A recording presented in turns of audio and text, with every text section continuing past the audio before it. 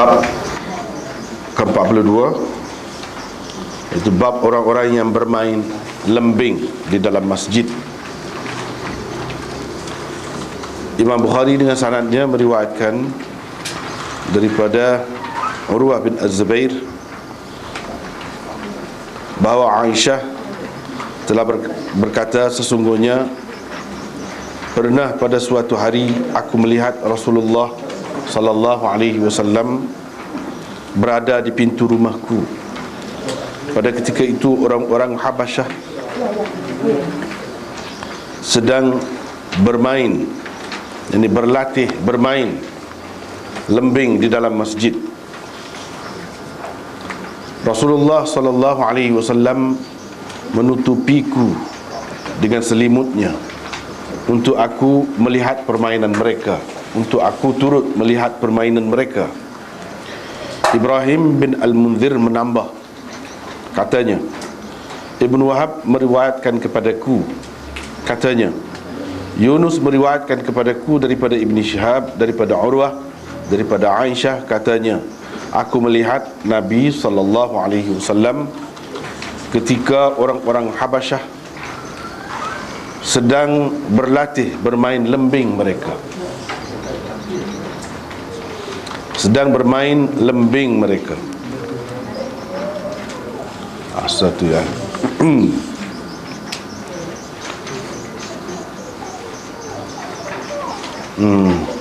Ini bab ashabil hirab fil masjid. Sebelum daripada ni bab syair dalam masjid.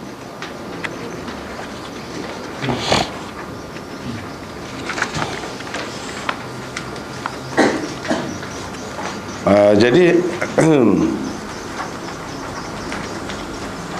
bukan maksud dia ashabil hirab fil masjid ni orang-orang ada lembing saja berada di dalam masjid, tak. Yang ni main lembing dalam masjid. Lembing ni hirbah atau harbah ni ya lebih kecil daripada selagi rum. Lembing juga. Kalau kita tombak tu panjang lagi. Lembing ni kecil sikit. Lembing lebih kecil daripada tombak. Maksudnya ialah bermain, main lembing. Sebab main pedal, tu main pedal, berlatih lah, orang panggil main.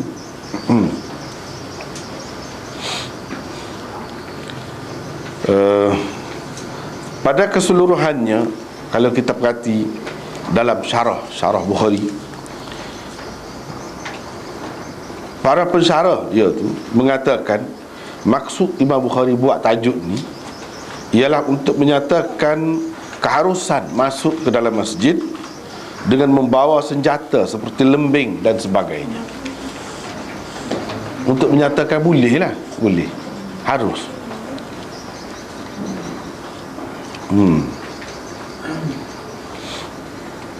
Jika tidak mendatangkan mudarat kepada sesiapa dan ada pula tujuan yang baik. Tapi kita kata kalau lagu tu lah maksudnya tak serupa dengan hak ni mula-mula ni kan, bab 39 tu, bab 40 tu serupa. Tu pun nak menyatakan haruslah boleh bawa benda-benda hak lagu tu. Tu pun jenis senjata juga. Anak panah ke apa tu, dalam keadaan terkawal ke apa, boleh lah masuk tu, harus lah. Sudah ada dah kalau nak kira situ. Jadi apa maksud sebenarnya? Tak apa, masing-masing bagi pendapat lah. Antara tujuan yang baik ialah seperti berlatih menggunakannya sebagai persiapan untuk berjihad di jalan Allah. Jadi itu tujuan baiknya. Apa tujuan baik bawa benda-benda lagu tu? Ada pun hak dulu kalau kita kata ada beza lah, kita kata boleh masuk, hak dulu bawa saja, hak ni masuk guna dalat. So ada beza sikit kalau kata lagu tu. Berlatih guna dia tu di dalam masjid. Al-Aini mentakdirkan tajuk bab di atas dengan katanya. Yang ni dia mengandaikan maksud Bukhari itu. Buat tajuk ni gapo dia, iaitu gini. Takdir ni dia cuba mengandaikan lah maksud Imam Bukhari itu gini, iaitu hadza babun fi bayani jawazi dukhuli ashabil hiram fil masjid. Ini adalah bab pada menyatakan keharusan orang-orang yang membawa lembing memasuki masjid. Itulah sebab kita ambil tu mewakili hak lain-lain lagi. Dia sekadar nak menyatakan keharusan bawa hak lagu tu. Al-Muhallab berkata, masjid didirikan untuk kepentingan umat Islam. Apa-apa yang mendatangkan faedah kepada agama Islam dan umat Islam harus dibuat di dalam masjid. Bermain lembing dengan maksud berlatih dan menyiapkan diri untuk menghadapi musuh bukan sahaja harus di luar masjid, malah harus juga di dalam masjid. Dia kata sebab apa? Ada faedah kepada orang Islam. Jadi ada faedah lagu ni, bukan sahaja di luar boleh, dalam masjid pun boleh. Nak wayah hak tu. Nak wayah hak tu. Bagusnya setara mana? Bukan sekadar tempat-tempat biasa, di tempat yang suci seperti masjid tu pun boleh.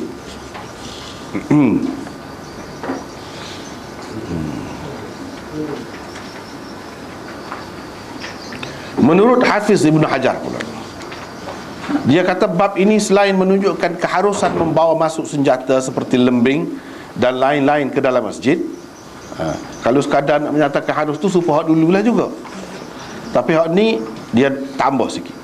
Ia juga diadakan Bukhari untuk mentakhsiskan, orang panggil mentakhsiskan, yakni menghadkan keluasan dua bab yang lalu, iaitu bab 39 dan bab 40, yang menghendaki pembawa senjata di dalam masjid mestilah memegang mata atau bahagian yang tajam daripada senjata yang dibawanya. Kalau dulu buat masuk boleh buat masuk tu, tapi kena jaga molek lah mata dia tu, ataupun bahagian yang tajam tu kena jaga. Hak ni tidak gitu, tak payah jaga, tak payah bubur dalam sarung.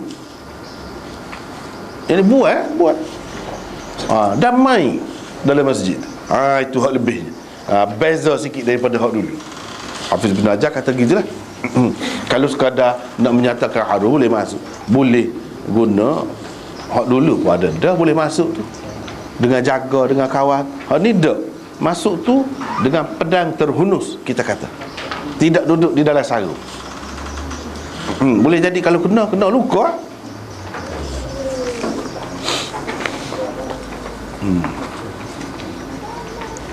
Arahan seperti itu hanya khusus ketika terdapat ramai orang di dalam masjid atau ketika orang-orang sedang bersembahyang di dalamnya. Jadi hak kata kena jaga mata dia tu,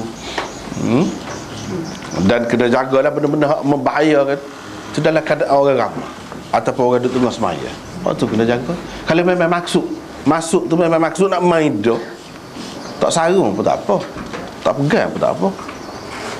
Itu bezanya hak ni dengan hak dulu mengikut Hafiz Ibn Hajar. Maulana Rashid Ahmad Gangguhi di dalam Lami'ud Darari berkata, maksud Bukhari mengadakan bab ini ialah untuk menyatakan bahawa tidak mengapa melakukan perkara-perkara yang harus seperti itu di dalam masjid, jika ia disertai dengan niat beribadat. Kena ada niat tu lah. Bukan masuk tu nak menakut-nakutkan orang dan lain-lain, bukan. Tapi dengan niat beribadat. Selagi masjid tidak dijadikan sebagai tempat awam bermain lembing seperti itu, dan selagi ia tidak membahayakan orang-orang Islam orang-orang Islam atau mendatangkan kemudaratan yang lain, selama itulah ia diharuskan. Selagi tak ada mudarat, lepas tu ada niat, ia boleh. Tak bahaya pula kepada orang ramah dalam tu. Selagi itulah boleh. Itu kata dia, masing-masing bagi pendapat lah. Bagi penulis, bermula daripada tajuk bab ke-41. Sebenarnya silapnya, baiki sikit lah, bukan 41, 39. 39 hingga ke bab 44. Baiki silap situ. Bermula daripada tajuk bab ke-39, mana permulaan risalah ni lah, permulaan risalah.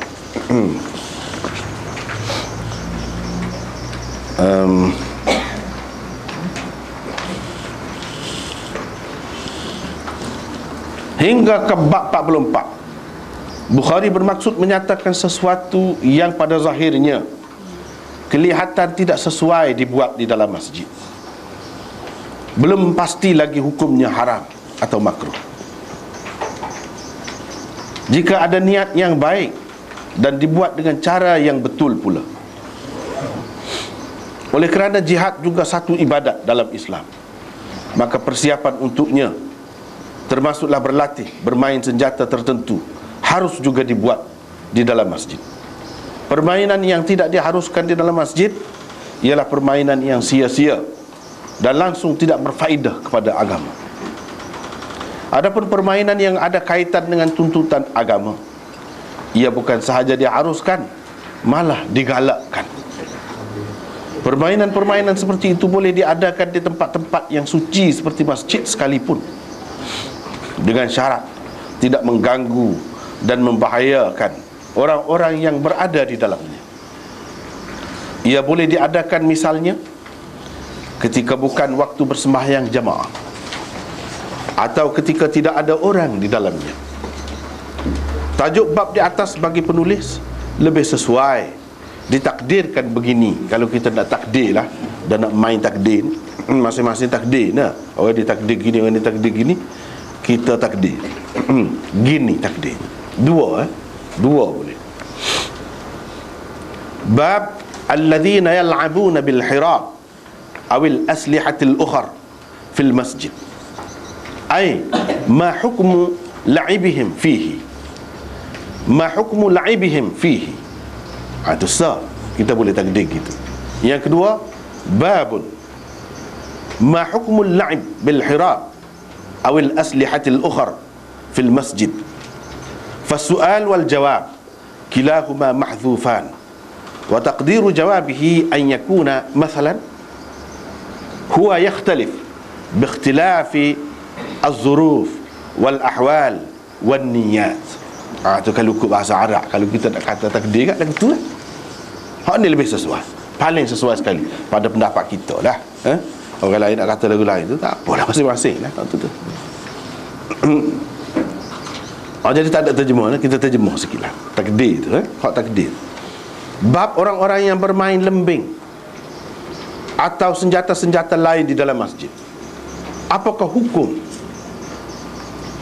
Apakah hukumnya?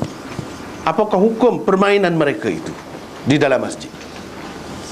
Asal ataupun bab, ini bab, apa hukum bermain lembing atau senjata-senjata lain di dalam masjid?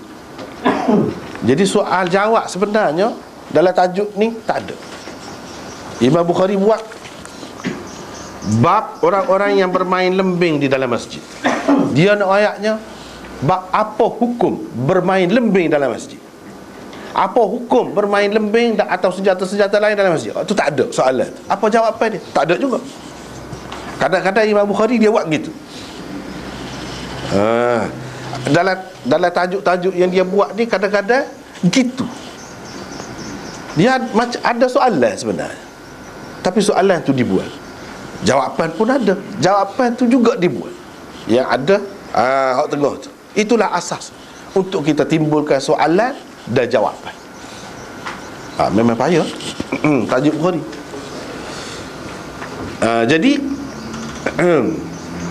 soal jawabnya kedua-duanya tak ada, dibuat di sini. Takdir jawapan dia nya, itu hak soalan dia kita sudah takdir dah sekali. Jawapan dia misalnya boleh kita kata gini, iaitu hukumnya berbeza-beza mengikut perbezaan keadaan, suasana dan niat seseorang itu.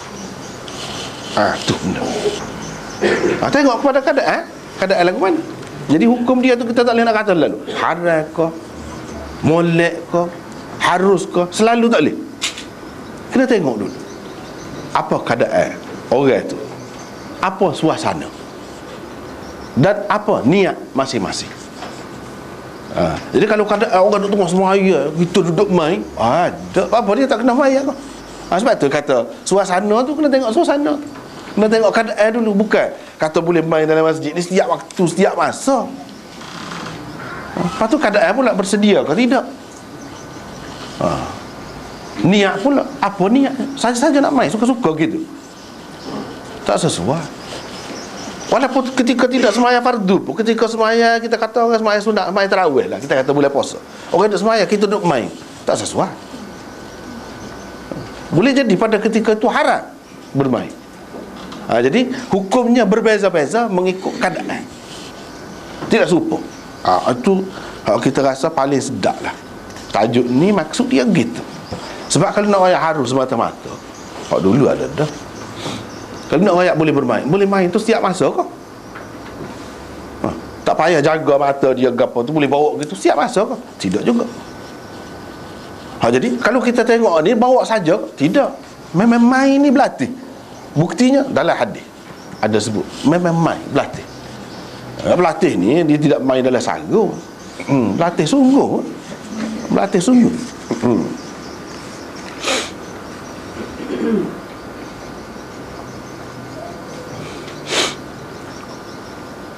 Jadi itu hak paling sesuai lah.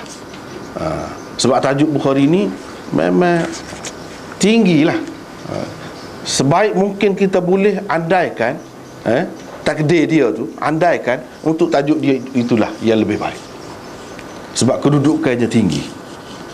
Dia tidak akan buat sesuatu tajuk yang berulang hak tulah, tidak lagu tu. Walaupun apa main berlatih tidak sengoti, tak apa main. Ini maksud dia ni.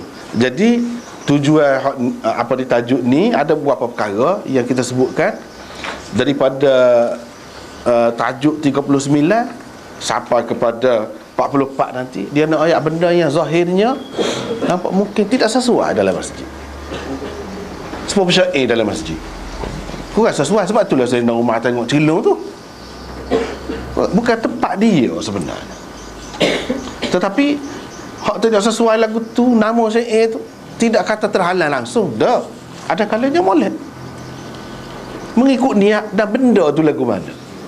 Bahkan Nabi SAW puji Nabi doa untuk Hasan baru ni. Molek, maksud molek. Dan suasana begitu juga keadaan benda isi dia tu pun molek. Jadi molek bukan sekadar harus saja, bahkan digalakkan. Di zaman Nabi SAW lagi, kalau tak ada suasana peras seperti itu zaman Nabi, di zaman Sayyidina Umar baru ni, Hasan masih lagi duduk macam tak ada suasana tu pun tak apa juga, asalkan benda tu kandungannya molek syair tu. Sebab tu dia tak cara Sayyidina Umar celung pun, bahkan dia jawab, aku dulu syair ketika ada orang yang lebih baik lagi daripadamu. Bapa tengok gitu? Mana? Bapa tengok gitu kat aku? Dia jawab baru ni. Begitu juga bawa senjata dalam masjid jika perlu. Misalnya duduk kawal tu polis, patut kan tak ada senjata, masuk dalam masjid juga.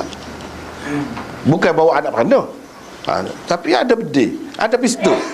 Salah ke? Tidak salah, boleh, bahkan bagus lah. Dia sebagai pengawal kena ada benda-benda gitu. Tidak kata nak masuk masjid mesti tak boleh. Tak boleh bawa benda-benda dah. Dan hak dulu hak masuk bawa anak panah dulu tu pun kalau nak kira masuk saja sampai membahayakan orang, memang hak tu tak boleh. Tapi kalau masuk tu, kalau kita tengok kepada latar belakang hadis tu, cerita tu, kita akan nampak bahawa sahabat tu masuk ke dalam masjid, dia nak bagi anak panah tu, dia nak sedekah anak panah. Niat dia boleh untuk berjihad. Jadi tempat yang orang terkumpul, masjid, dia bagi, tak apa. Tapi kena jaga. Hak dulu, hak bak dulu. Itu pun kalau nak kira dari segi zahirnya nampak tak molek juga, bukan tempat dia nak bawa benda. Tapi kalau masuk ada tujuan yang baik, dalam keadaan yang terkawal, itu bagus. Ni semua ni kalau kita perhatikan, super dapat maksud dia. Imam Bukhari memang lagu tu lah cara dia. Kalau dia buat bab, super, semua ada kaitan. Iaitu sesuatu yang zahirnya nampak tak molek, tapi ada kalanya digalakkan molek. Kalau sesuai keadaannya, kalau niatnya baik. Sekarang ni, hari ni bukan sekadar awak masuk saja, tidak. Bukan sekadar duduk dalam sarung saja, tidak. Memang main. Bila kata main benda-benda lagu ni, dia boleh jadi terkena. Bila terkena, luka pasal benda tajam. Luka dalam masjid. Dia pergi jauh tu Bukhari, dia pergi jauh. Pakai luka dalam masjid najis ke tidak? Pula darah tu. Kita sudah bicara dulu bab najis, bab suci dulu bagi Imam Bukhari. Darah manusia tidak najis. Tidak najis. Darah haid tu najis lah, dia pun kata najis. Kita sudah bicara dah tu.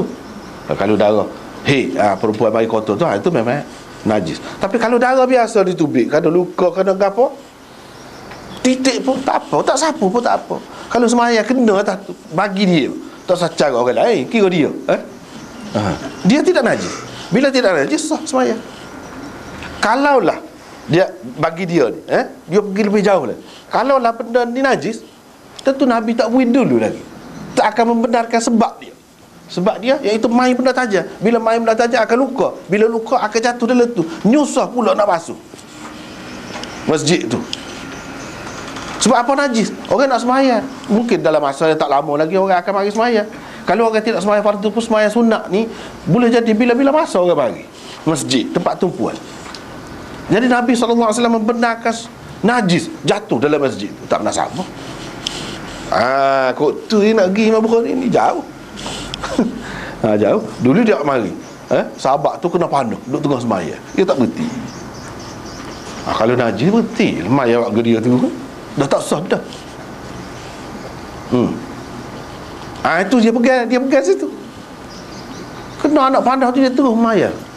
Dia tak saya berhenti maya. Dia saya nak berhenti baca ayat Quran tu. Ketika duduk berkawal, salah seorang sahabat tu kena. Waktu je nerok. Waktu je nerok, dia tak khabar, tahu surah basah apa. Kau yang dulu kau. Dia balik cerita kepada Nabi. Nabi tak kata. Kalau benda tu najis, Nabi kata apa faedah semaya terusnya? Bukti lah. Dah muka tak sah dah bila najis kena, sebab kita kata duduk semaya terkecing. Tak ada faedah dah terus. Tak ada faedah dah terus. Imam Bukhari pun kata lagu tu. Tapi kalau kidara ni tidak. Situ perkara ya, dia nak buat begini. Dia nak isyarat kepada darah itu tidak najis. Kalau tidak, tak sesuai. Dalam masjid tu dibiarkan orang duduk main benda-benda lagu ni.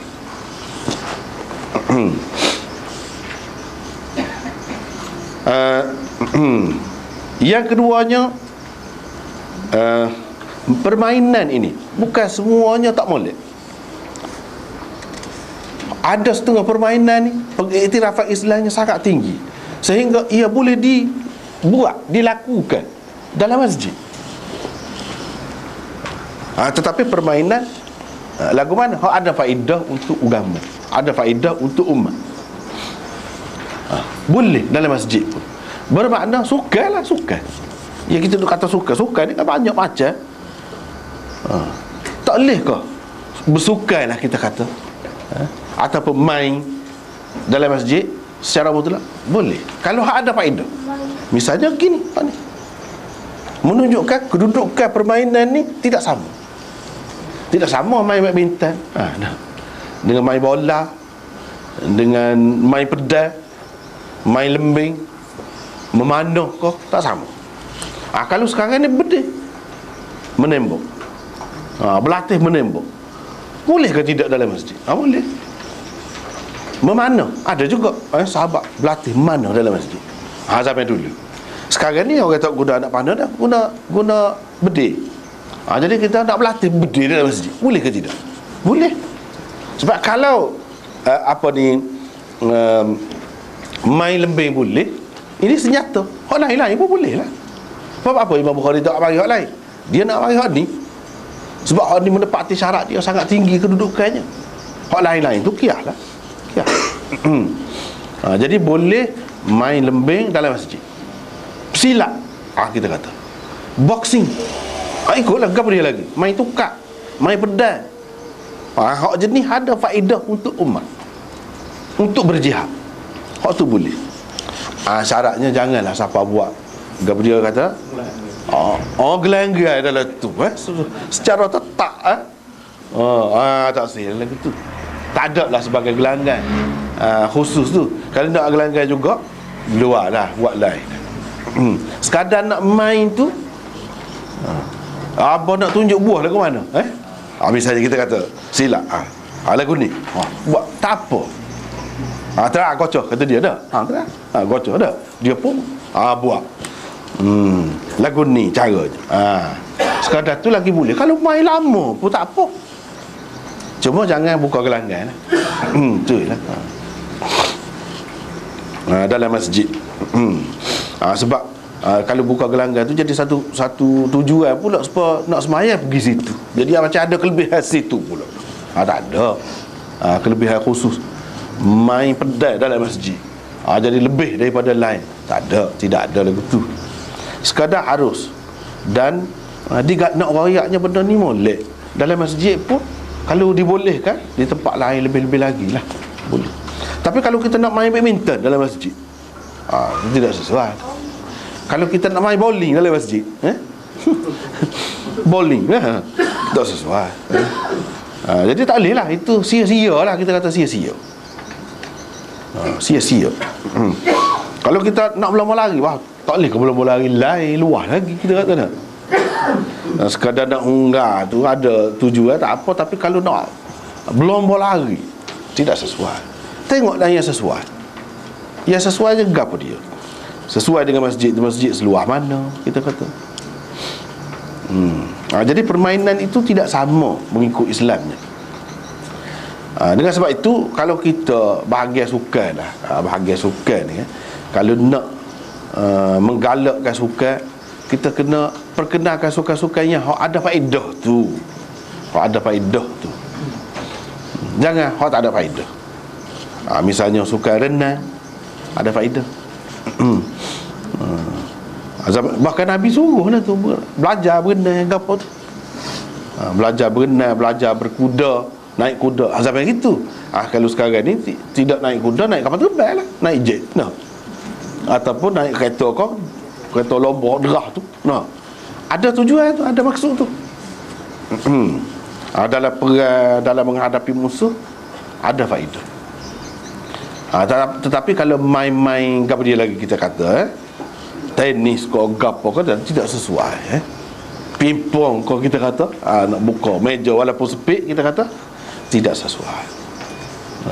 Begitu juga itu hak permainan hak kita panggil sukan lah. Hak kasar-kasar tu kena pilih. Hak moleknya kita galakkan sukan yang ada faedah. Misalnya kalau kita kata belajar silat, memang dah sakit sikit sakit sikit, tapi sakit pun boleh jadi luka, boleh jadi geliat, tapi ada faedah. Nak tolong orang pun ada faedah. Kalau berlaku gapo-gapo ada faedah.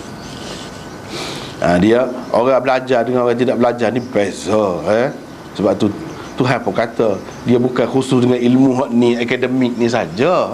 Hak lain-lain dia hal yastawil ladzina ya'lamun wal ladzina la ya'lamun. Tak sama orang reti dengan orang hak tak reti. Orang reti ni kalau jatuh pun cara dia jatuh tu lagu lain. Cara dia jatuh tu lagu lain. Kalau orang tak reti ni cara dia jatuh sepawanya. Kalau golek gitu. Lagu lain. Walaupun nak mati, nak kena tu boleh berlaku. Besok setara mana pun dia berlaku. Tapi lain, tidak semudah tak reti apa satu. Jadi ada faedahnya benda tu. Kalau orang tu bejak setara mana pun main bola, boleh ke dia dalam medan perang kau buat gapo-gapo? Tak boleh. Tak ada gapo tu. Kalau orang lemah dia boleh tolong. Tak seroyak 100 go dia masuk ke dia dah. 100 dah. Tak seroyak. Dia tak boleh tolong. Tak ada faedah. Kalau orang lemah dia tak boleh tolong. Supaya juga orang main bowling, kau boleh besar saudara mana dia pun boleh pingat mah pun kita kata tak? Tak boleh tolong. Jadi ada faedahnya. Benda-benda saat ni, sukan-sukan saat ni, hak tu boleh. Dalam masjid pun boleh. Nak ayatnya mulia. Tapi kena ada niat lah. Kena ada niat. Kalau belajar tu untuk jadi gangster, untuk jadi gangster, ataupun belajar tu untuk nak tunjuk bisa, itu tak boleh. Itu tak boleh. Kalau lagu tu dosa dah.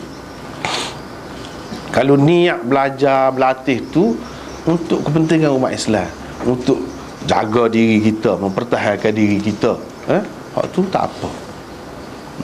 Tapi kadang-kadang kalau belajar tu lebih-lebih sangat, sampai-sampai kau peringkat puja pula dah. Puja, perasak pula, dah anggap gapo-gapo pula, kerih gapo. Tu jangan. Tak boleh jadi syirik. Boleh jadi syirik. Jadi kena beringat banyak perkara lah. Nak belajar tu pun jangan sampai ke syirik. Jangan sampai nak terbang, nak gapo tu dah. Ikutlah. Kita terima belaka syarat. Tak boleh. Kena jaga. Sebab zaman Nabi pun ada dah belajar ni, tapi tak ada jenis-jenis gitu. Sampai ke peringkat untuk tak lu, untuk tak dapat, untuk gini-gini tu lebih-lebih pula dah. Lebih-lebih pula sampai melakukan pemujaan dan syirik. Itu tak boleh sama sekali. Sia-sia kalau lagu tu. Dan tidak menunjukkan keberanian sebenarnya kalau masuk perang gapo. Sebab apa? Nama dia tahu dah dia tak lu. Sebab tu berani pergi. Berani pergi. Jangan macam tak say benda yang hak mulia, mati syahid gapo. Sebab tu sahabat-sahabat tak ada orang kata tak lu gapo ni nah. Lu putus nah. Mati putus tangan, putus kaki, macam-macam, geliat patah tekuk, ada macam-macam. Dan dia dapat syahid. Berani sungguh dalam keadaan tahu diri ni dalam keadaan terancam, boleh mati, boleh patah, boleh putus tangan, pergi semacam.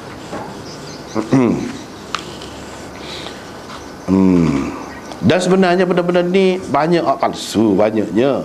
Itu kadang-kadang kita syok sendiri, kita kata kita tak dapat, kita bisa, kita tak lu, kita boleh tolong orang Islam lah. Bela-bela tu kita buat, dalam tu ada unsur-unsur syirik, unsur-unsur yang tak betul. Kalau betul sungguh dah, pergilah tolong orang Islam. Banyak kan, di Palestin, di Kashmir, di Afghanistan, di mana-mana lagi. Tak pergi pula. Sebab tu kata tipu daya kita.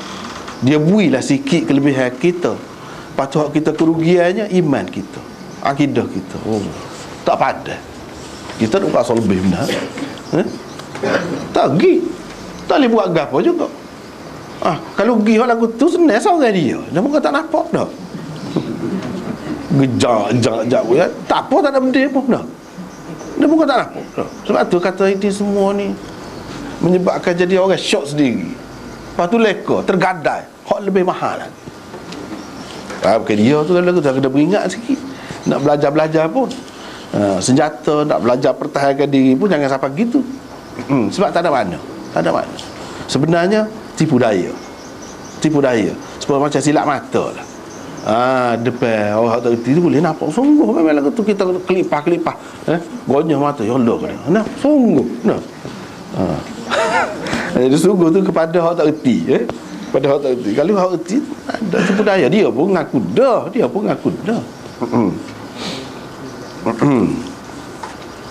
jadi itulah. Sukan kena galakkan hak lagu saat ni. Itu baru beza. Kalau kita negara Islam, negeri Islam, orang-orang Islam dia kena ada beza dari segi, semua segi. Jangan ikut area sangat. Habis PT berjuta-juta. Kadang nak majukan semata-mata sukan. Apa orang buat kita nak buat kan? Apa faedahnya? Untuk umat, untuk diri sendiri. Tak fikir. Tak fikir. Kalau Islam tu bukan tak boleh sukan, bukan tak boleh. Bahkan Nabi sendiri pun berlomba. Berlomba kuda gapo, berlatih. Nabi sendiri. Jadi apatah lagi orang lain. Hak tu boleh. Cuma kena jaga batas-batas dia lah. Nak bersukan-bersukan pun kalau hak perempuan tu kena jagalah aurat dia, kena jaga kawasan dia, tempat dia. Kalau hak perempuan, bukan tak boleh orang perempuan pun. Orang perempuan pun boleh. Cumanya kena jagalah batas-batas dia.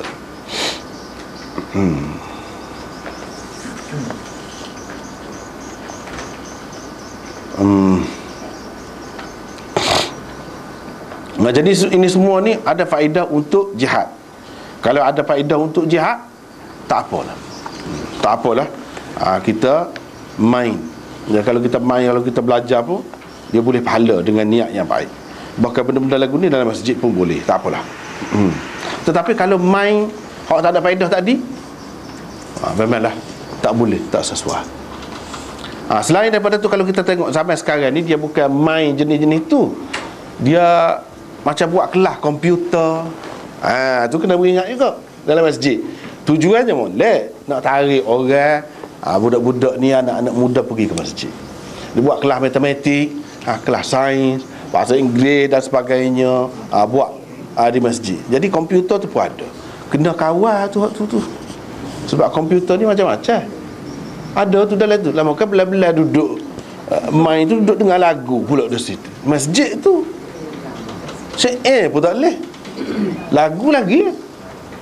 Takut belah-belah je, belah-belah pun tak boleh. Nak dengar lagu lain tak boleh dalam masjid. Lepas tu duduk main pula, main tak ada faedah. Tak sesuai dengan masjid. Walaupun kita kata main komputer, bukan main melibatkan tubuh kita, tak ada semua, tak ada silap ke apa tu. Jadi kena beringat. Kalau nak buat dalam masjid, bukan tak boleh. Sekadar bukan menjadi tujuan, bukan menjadi tumpuan. Misalnya kalau kita buka komputer kita tu, dia bunyilah muziknya tertentu, hak semolek-semoleknya kena kawal, kena jaga. Jangan bertubik. Jaga suara dia tu. Jangan bertubik benda-benda lagu. Kalau ada tubik sikit pun, itu bukan disengajakan. Untuk permulaan. Lepas tu lain-lain tak ada lah. Ni belah-belah tu lagu. Tak boleh lagu tu. Walaupun belajar pun kita kata belajar, tapi belah-belah tu lah tak boleh, tidak sesuai. Jadi kena jagalah benda-benda lagu tu. Belah-belah nak tarik tu bagus, nak tarik tu, tapi janganlah sampai leka pula. Buat sesuatu yang seperti sebelum pada ni, syair tu pun tak buat. Syair tu pun kena perhati dah. Apatah lagi kalau lagu ni pula, dengan muziknya pula, itu cukup tidak sesuai. Kena kawal lah, kena kawal benar tu.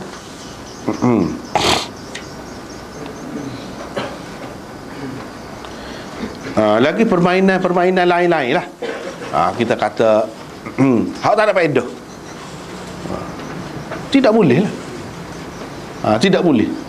Misalnya main haji ke dalam masjid, tak ada faedah tu.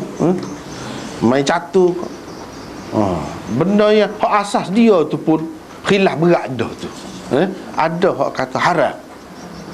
Benda-benda lagu tu. Main ular tangga tu kan, main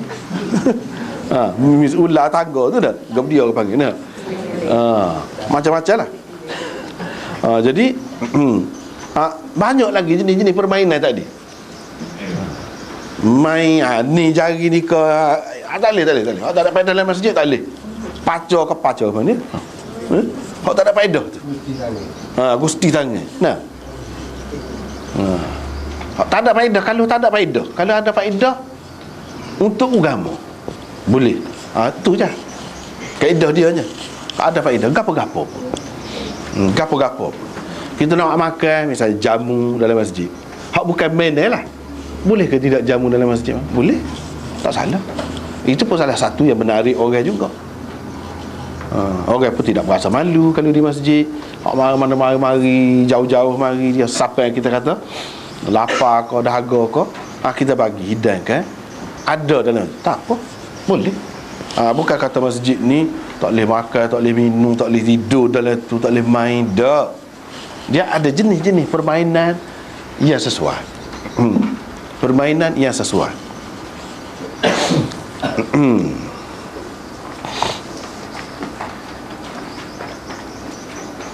Begitulah. Tetapi ada juga seorang dua ulama yang mengatakan hak main dalam masjid ni, walaupun main pedal lagu ni untuk berlatih, untuk mempertahankan diri lagu ni, walaupun hak ni pun tak boleh juga, kata dia sudah mansuh dah kalau ada pun. Ada hak berpendapat begitu, sudah mansuh dah. Permainan hak bolehnya tak ada. Dulu saja kata dia. Tapi ini pendapat ganjil sebenarnya. Di sini saya sebutkan pendapat Abul Hasan Al-Lakhmi. Jadi ulama-ulama hadis sebut ni antaranya pendapat dia. Dia kata mengikut pendapat dia tak boleh. Jadi permainan-permainan hak lain tu lagilah tak boleh. Hak ni pun tak boleh. Tak ada. Jadi hak ni hak adalah hadis ni kata dia sudah mansuh. Tak boleh pakai dah. Kita tak boleh pakai. Di zaman Nabi dulu pun tidak sepanjang masa. Hanya adalah sejulungnya kita kata. Lepas pada tu tak boleh. Sebab apa? Dia pegang dengan dua dalil.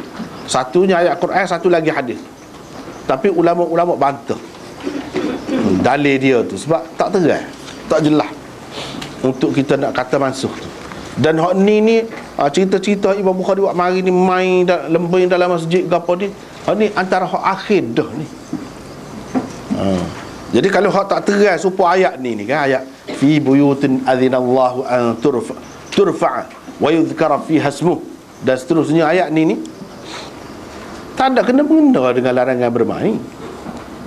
Cuma dia cerita dalam tu mendirikan sembahyang, gapo semua tu je. Bukan menafikan yang lain. Tidak menafikan yang lain. Jadi dalil dia tu tak kemah. Dalil dia tak kemah. Tidak berkenaan lah dalil tu. Duk cerita benda lain. Tiba-tiba dia mari nak royak larang hak ni, tak ada. Jadi ulama-ulama faham. Jadi kita nak kata sesuatu hadis atau sesuatu dalil tu sudah mansuh, dia kena jelas. Hak kita nak kata yang memansuhkannya tu hak mana? Dia kena jelas. Tak boleh umum, terlalu umum lagu ni, tak boleh. Cuma kalau kita baca kan, maksud dia beribadat kepada Allah di masjid-masjid di mana diperintahkan oleh Allah supaya dimuliakan dan disebut serta diingati namanya pada waktu pagi dan petang. Orang-orang yang tidak dilalaikan oleh perniagaan dan tidak juga jual beli, daripada menyebut serta mengingati Allah, dan daripada mendirikan sembahyang serta memberi zakat, mereka takutkan suatu hari kiamat, dan seterusnya ni. Ni tak ada kena mengena. Apa kena mengena dengan main tu? Mana ada larang main? Tak ada. Supaya juga kalau hadis hak dia pegangnya hak ni, jannibu masajidakum sibyanakum wa bajaninakum wa shira'akum wa bai'akum wa khusumatikum wa raf'a aswatikum wa iqamati hududikum wa salli suyufikum. Ani atas sana wa salla suyufikum wattakhidhu ala abwabiha al-matahir wa jammiruha fil juma'. Ni antara hadis pegangan dia lah. Ni lah kononnya dia katakan sebagai nasikh yang memansuhkan boleh main, iaitu elakkan masjid-masjid kamu daripada kanak-kanak, orang-orang gila, berjual beli, perbantahan, meninggikan suara, melaksanakan hukuman hudud atau menghunuskan pedang-pedang di dalamnya. Sediakanlah tempat-tempat bersuci di pintu-pintu masjid dan ukupkannya pada hari Jumaat. Hadis riwayat Ibnu Majah. Jadi ini jadi pegangan. Di sini tak ada kena mengena ni. Boleh jadi ada sikitnya salla suyufikum, iaitu menghunuskan pedang-pedang di dalam masjid. Menghunuskan pedang. Tu yang nampak ada sikit pun. Tapi hak ni Hadis ni tidak sahih.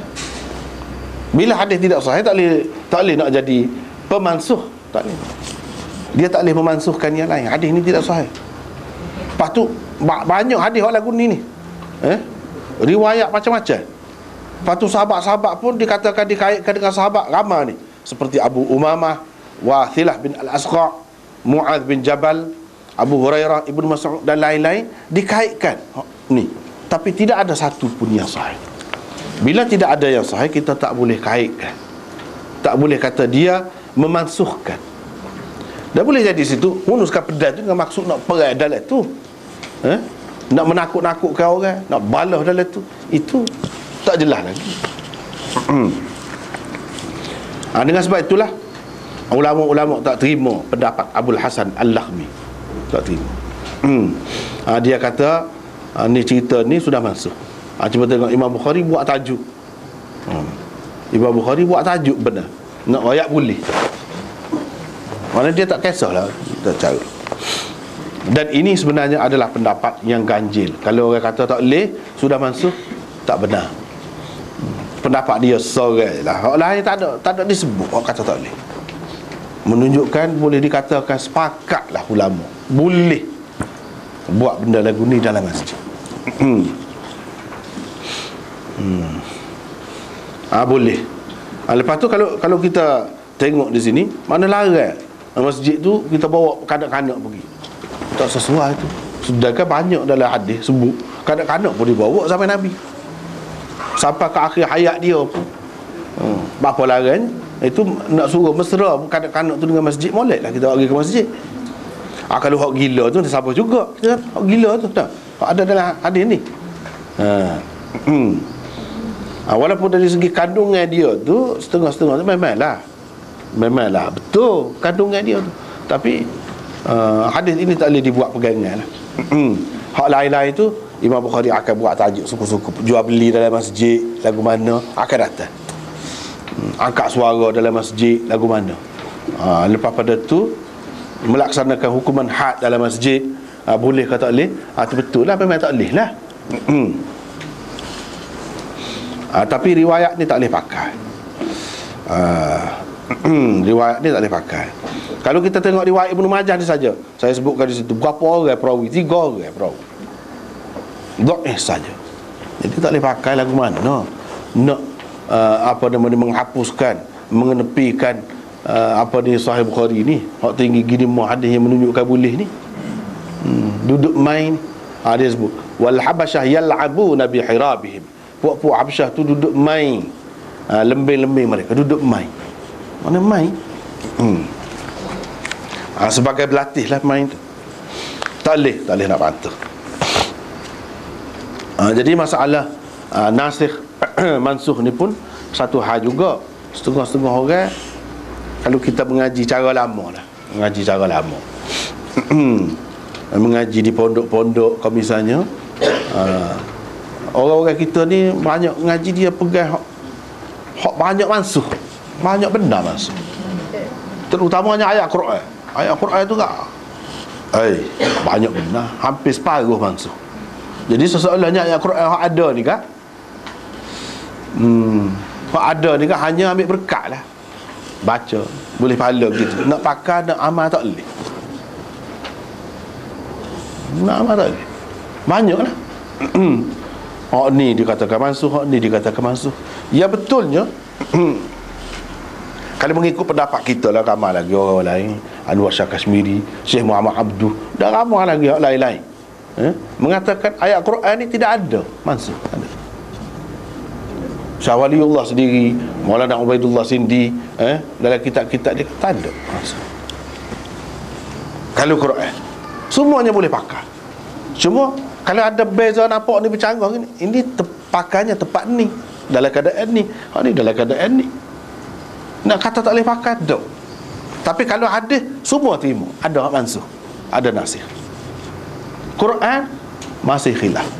Walaupun disebut, dikatakan kebanyakan ulama kata banyak mansuh, sebenarnya istilah nasakh itu dalam istilah ulama mutaqaddimin dia sangat luas.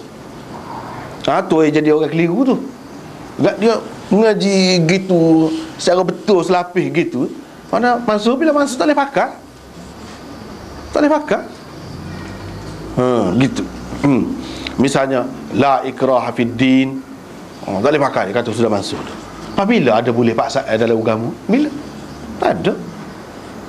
Waktu memang boleh pakai waktu tu. Jadi hak adanya kena perai saja. Jadi perai dalam keadaan lagu mana pun kena perai kau. Kita lemah pun kena perai kau. Kau lagu mana? Kalau kata paksa, tidak ada paksaan dalam agama, memang sama-sama dah gitu. Bila ada paksa?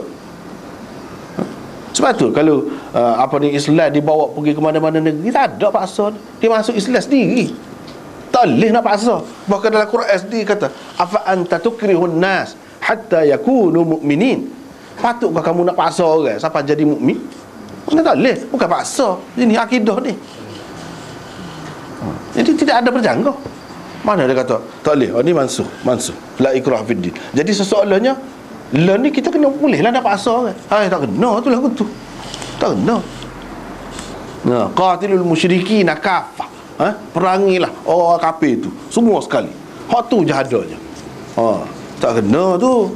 Perangi tu dalam keadaan lagu mana? Siapa? Banyak perkara lagi yang kena bincang. Persediaan kita cukup kah? Kalau kafir zimmi lagu mana? Kafir muahid lagu mana? Banyak pula kafir tu. Nak perai juga lah. Banyak lagi perincian dia. Yang sebetulnya kalau kita baca kitab Al-Fawzul Kabir misalnya, hak Syah Waliullah, dia bahasa ayat ni hak dikatakan mansuh sebenarnya tidak mansuh. Boleh pakai dalam keadaan ni. Ni pakai dalam keadaan ni. Itu dalam usul tafsir. Kita boleh tengok. Lepas tu Ubaidullah Sindi pula mari. Dia kata tak ada masa. Semua boleh pakai lah. Kalau Quran. Itu antara fahaman umum yang tak tepat lah. Kita kata tak tepat, merugikan. Jadi nampak Quran tu tidak jadi panduan, hanya sejarah saja. Kita baca tu, cerita orang dulu. Satu ketika di zaman Nabi, kita sendiri tak ada kena-mengena dengan hak tu. Kita sendiri tak ada kena-mengena. Jadi tak boleh pakai dah. Wa katabna alaihim fiha anna an-nafsa bin-nafs wal 'ayna bil-'ain wal anfa bil-anf wal udhuna bil-udhun was sinna bis-sin wal juruha qisas. Tak boleh pakai, sudah mansuh kata dia. Banyaklah lagu-lagu tu. Setengah-setengah kata mansuh tu tak ada kena-mengena dengan hukum pun. Ada juga mansuh. Mana boleh lagu tu masuk dia berkait dengan hukum. Jadi dia tidak faham istilah. Sebab itulah pengajian tu nampak satu bentuk saja. Bila satu bentuk tu kalau kurang pun kurang. Waktu dah kalau kita terima dan kita terima satu aliran tu kurang lah. Kita tak tahu sesoalnya itulah segala-galanya Islam. Tafsiran je. Padahal banyaklah kita tafsiran. Kita tengok usul tafsir ni. Ni lagu ni. Usul tafsir ni lagu lain. Cuba baca telah aliran lain. Hak ahli sunnah juga. Kita ni sepik kan. Kan lagu ni saja. Kalau akidah kak, kalau sifat kita sifat 20 saja. Tak belajar cara dia tak sah. Tak jadi. Itu kita sempitkan. Padahal banyak cara. Misalnya dalam usul tafsir sana ni. Hak ni kata mansuh, banyak benda mansuh. Jalaluddin Sayuti dia sedikit kan dalam itqad dia tu. Sampai tinggal 20, 19 gitu je. Hak asalnya beratus-ratus. Dia tak kena dah lah. Mari Syah Waliullah dia kata 5. Dia tak kata habis lagi. Sebenarnya dia nak pergi habis, tak ada mansuh. Ubaidullah Sindi mari bahas. Ada semua boleh pakai. Sebab saat ni bila kita kata mansuh, Imam Syafi'i duduk pakai tu lagu mana? Kalau orang tu gigi dia patut kena baca. Kisah dia nya balasan dia patut gigi dia juga. Waktu dia pakai mana? Tidak ayat Quran itu. Dan kalau sudah masuk pakai lagu mana? Jawabnya orang-orang hak kata mansuh juga tu, dia kata dia pakai tu berdasarkan hadis Ukli dan Urainah tu, buat-buat tu. Hak Nabi selah mata dia kan dengan besi panah tu. Nabi tak boleh minum air ke dia. Sebab apa? Sebab dia buat gitu kepada penggembala Nabi tu. Dulu kita sudah jumpa dah tu.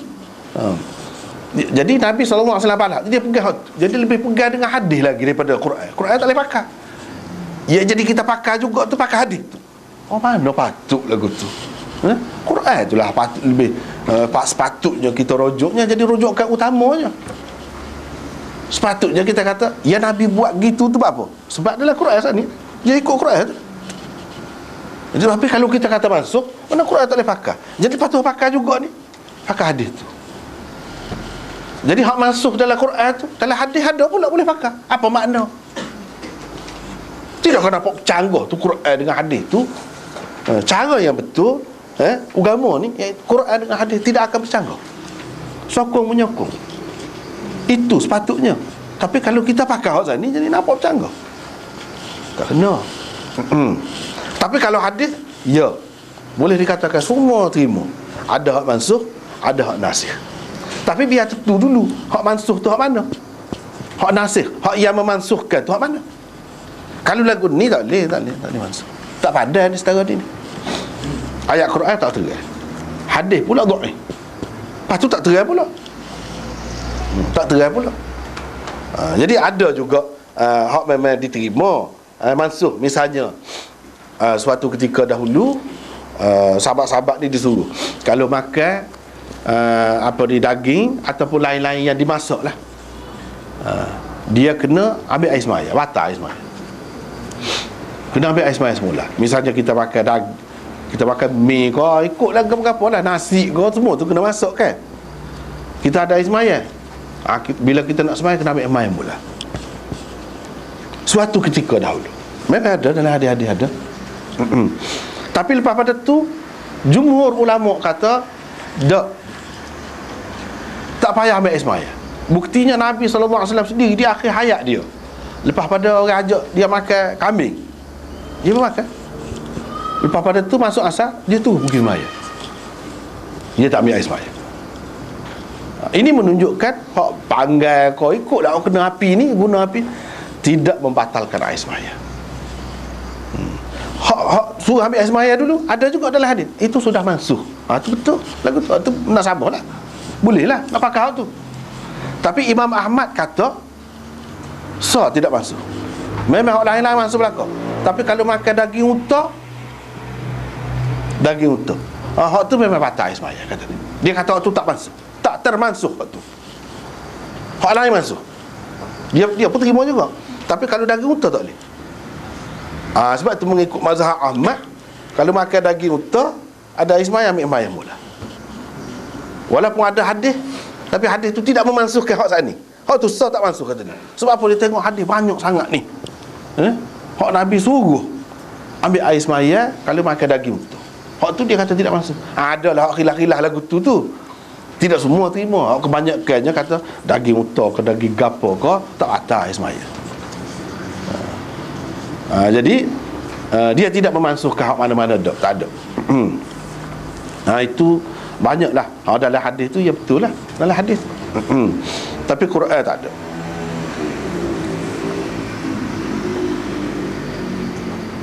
Tapi pendapat hak kata Quran ni banyak mansuh tu umum, pendapat umum dalam masyarakat kita ni, hak mengaji pengajian biasa umum ni memang gitu. Tapi yang kita nak ceritanya tak kemah tu, tak kemah. Walaupun awak mari ayat man nansakh min ayatin tu masih dibahas lagi, itu panjang lagi ceritanya hak tu. Hak mana maksud ayat tu, apa maksud ayat tu, panjang lagi ceritanya. Jadi hak lebih kemahnya tidak. Quran boleh dipakai semua sekali, bukan hanya tinggal sejarah saja. Kecuali hak berkenaan dengan sejarah tu lah, sejarah hak zaman Nabi Nuh ke apa tu tak ada kena-mengena lah, sebagai pengajaran. Hak maksud nasah, nasah ni dia berkait dengan hukum macam ni. Ni hukum main dalam masjid. Apa hukumnya? Harus ke? Tu barulah boleh kita nak kata nasah ke tidak nasah. Tapi kalau cerita anak Nabi ada hak ni bunuh hak ni, hak tu tak boleh nasah. Hak tu nasah kemudiannya hak cerita. Masuk pula dak hak lagi tu bunuh hak tu. Bukan hak tu, sebaliknya. Tak ada lagu tu. Tak ada. Jadi inilah ceritanya.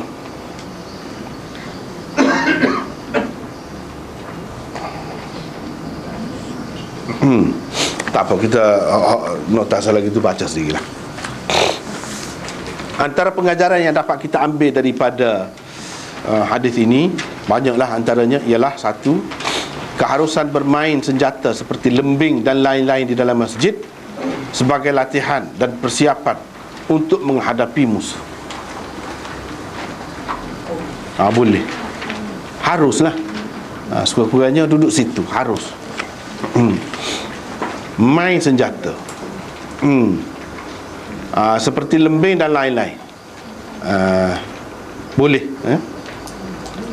kalau ada niat yang baik, dalam keadaan yang terkawal dan sesuai masanya, maka itu baiknya, harus tu mungkin jadi lebih tinggi lagi kedudukannya. Lebih tinggi lagi kedudukannya.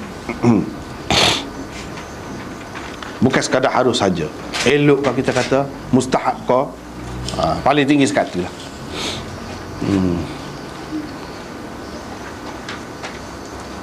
Jadi belajar main senjata ini menunjukkan Nabi SAW menggalakkan hal ni lah. Waktu lah, jelas lah tu. Kita pun hak moleknya berlatih hak ni, belajar. Molek belajar ni, belajar. Tapi kalau siapa belajar lebih sangat, habis ring, habis masa, habis tenaga dah, lama pun nak makan masa supaya hak digambarkan nak belajar kungfu tu kan. Kena berlatih akak air gini lah, kena gini lah, kena panjang masa, lama tu dah. Kena fikir kata buat masa banyak, lan dia bedih je. Sedua ya mula pak sama ada prank kena sebutir tu kan. Terak situ. Tak perlulah habis masa lama, penat gitu mu, seksa tu, tak perlu. Tapi sekadar belajar, berlatih, ambil ilmu ni perlu. Sebab kata tadi lah, dia best tau. Orang reti dengan orang tak reti ni, kalau dia jatuh pun dia best tau. Best tau. Hak tu memang best tau. Dan main berlatih-berlatih begini ni adalah suatu yang mulia dalam Islam. Dan hak ni dikira sebagai ibadat juga ni. Sebab tu kita tengok nota ni sebelah pada ni, sebelah tu Kirmani menimbulkan soalan di sini, kemudian menjawab soalan itu sendiri. Soalannya ialah bagaimana Rasulullah SAW boleh membiarkan mereka bermain di dalam masjid? Tidakkah bermain di dalam masjid itu bercanggah dengan kehormatan dan kemuliaan masjid? Dia kata, jawabnya ialah permainan itu pada hakikatnya adalah ketaatan. Main-main ni ada kalanya taat, ibadat, dikira sebagai ketaatan kerana ada faedahnya untuk berjihad, walaupun pada lahirnya ia hanya suatu permainan. Walaupun hanya permainan nampak zahirnya, tetapi ia adalah taat, ibadat juga.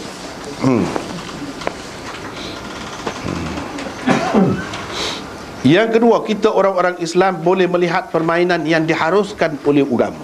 Kalau kata main boleh kau tengok, boleh. Janganlah hak pelik-pelik sangatlah. Hak biasalah permainan sukan-sukan kita boleh tengok. Tengok sini luar gini kau, tengok dalam TV kau, dalam gambar kau, tak apa berlaku. Boleh tengok.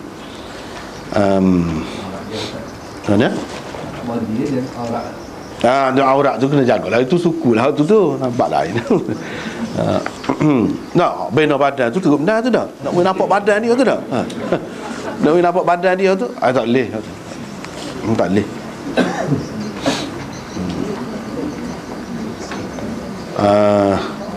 Kita orang-orang Islam boleh melihat permainan yang diharuskan. Nak tengok main bola ke, boleh. Cuma kena jagalah. Bola tu sampai pukul 4 tu, sampai lepas subuh tu tak.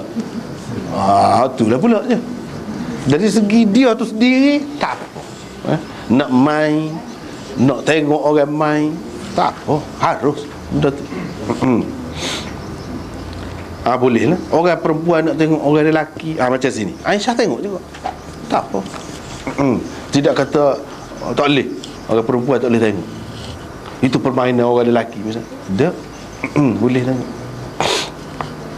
Orang lelaki nak tengok permainan orang perempuan, ya sesuai lah, dalam keadaan yang terkawal, terbatas, boleh. Yang ketiga, orang-orang perempuan boleh melihat permainan atau pertunjukan yang diadakan oleh orang-orang lelaki dalam batas-batas yang dibenarkan. Lepas tu kalau kita kata dah main tu selok kain dia misalnya dah, dia tertengok, itu tak apa, dimaafkan. Hak lagu tu dimaafkan. Jadi nak kawal setara mana kalau dah main kan? Kalau dah main, dah rebah boleh jadi selok, boleh jadi terdedah, boleh jadi cari kain, boleh jadi belaka. Cuma apabila berlaku begitu, jangan tengoklah. Buat larilah pandangan tu, jangan ditengok terus. Hak tu bukan orang perempuan saja tak boleh, lelaki pun tak boleh. Lelaki pun tak boleh tengok aurat orang lain. Kalau berlaku begitu, dia dimaafkan. Dalam Bukhari ni sendiri ada sebut, iaitu Anas kata dalam perang tu, dalam perang Badar tu, dia tengok sahabat-sahabat perempuan hebat juga, duduk perang terlibat sama. Mereka itu dia tengok betih dia tu, Aisyah dan perempuan-perempuan yang lain yang terlibat, tengok nampak betih dia, selok lah. Dia royak dalam Bukhari. Hak tu dimaafkan, bukan sengaja tengok. Dan dia bukan sengaja selok dalam gaduh-gaduh gitu. Dia serupa juga main pun lagu tu lah juga. Dia mungkin ada terselok, ada gapo tu, hak tu dimaafkan. Tak apa, tidak kata tak boleh.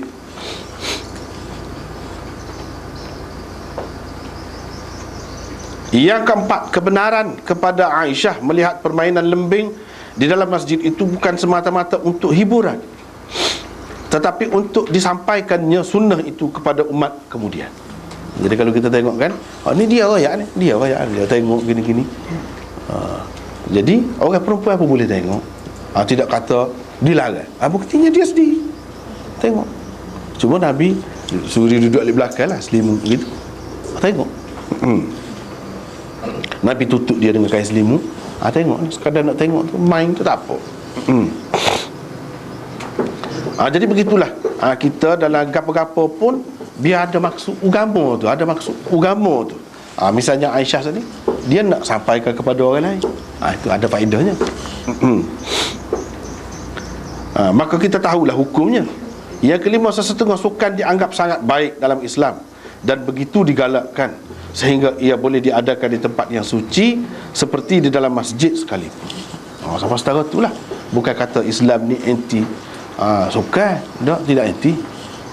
Hak anti kalau hak bercanggah tu tak, iyalah bercanggah. Ataupun jenis-jenis kalau gapo dia orang panggil ni, ratu cantik ni, gapo dia pertandingan tu, tu tak boleh lah. Buka aurat gapo tu, tentu dah tak boleh. Tu alim mana nak kata boleh? Kalau kata boleh bukan dia tu.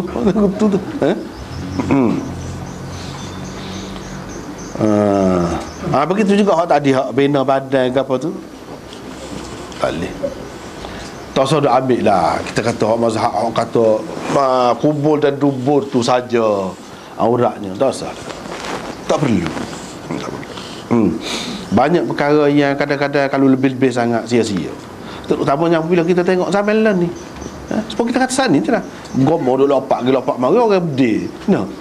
Habislah dia kira. Habis kira. Jadi selemah-lemah orang budak cekeh sikit. Tak sedar ayat setara mana hebat. Rebah kena tu berdeh. Ni sampai berdeh. Jadi nak main-main pun bila-bila beringatlah juga. Hak lebih molek lagi kalau boleh berlatih hak tu. Senjata guna hak senjata hak semasa. Senjata hak semasa. Yang keenam, keelokan budi pekerti Rasulullah sallallahu alaihi wasallam dan kemesraan baginda dengan isteri-isterinya. Lagu itulah keadaan. Dia tidak kata isteri dia tu tak bui, gapo nak tengok nak berhibur sedikit gapo. Dia benarkan. Yang ketujuh, kelebihan Aisyah dan keistimewaannya di sisi Rasulullah sallallahu alaihi wasallam. Yang ke-8, apabila terdedah kepada lelaki orang-orang perempuan Islam dikehendaki berada dalam keadaan lebih tertutup atau dalam keadaan berhijab dengan sempurna. Kalau dia berkait dengan lelaki ni tak kira lah nak kita tengok mana ko, nak pergi di pejabat ko, nak pergi gapo ko, aurat tu kena jaga molek. Aurat tu kena jaga molek. Jadi masalah aurat ni dalam had masing-masing, bukan khusus kepada perempuan saja, lelaki pun lagu tu juga.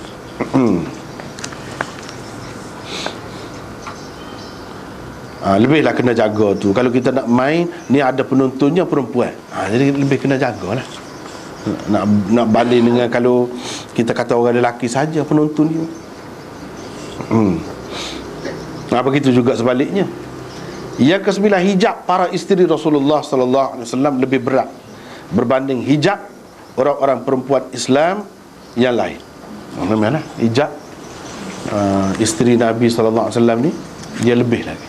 Sebab itulah Nabi selimut dia, tudung dia, nampak muka dia, mungkin nampak mata dia saja ke dia tengok tu.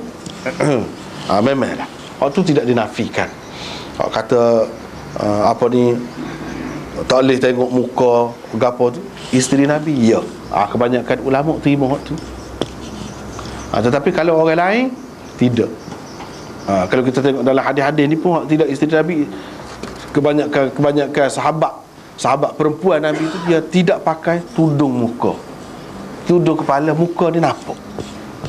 Itu hak kebanyakan. Tapi kalau isteri Nabi tidak. Sebab itulah dalam ayat Quran dia ada sebutkan, wa idza sa'altumuhunna mata'an fas'aluhunna min wara'i hijab. Kalau kamu minta gapo-gapo dengan isteri Nabi tu, minta nak barang nak gapo pun, mintalah dari balik tabir. Tabir suku pula. Memang suatu ketika dulu sebelum turun ayat hijab tu, isteri Nabi pun serupa orang lain juga. Tapi bila turun ayat hijab tu, hijab hak khusus adalah untuk isteri-isteri Nabi sallallahu alaihi wasallam.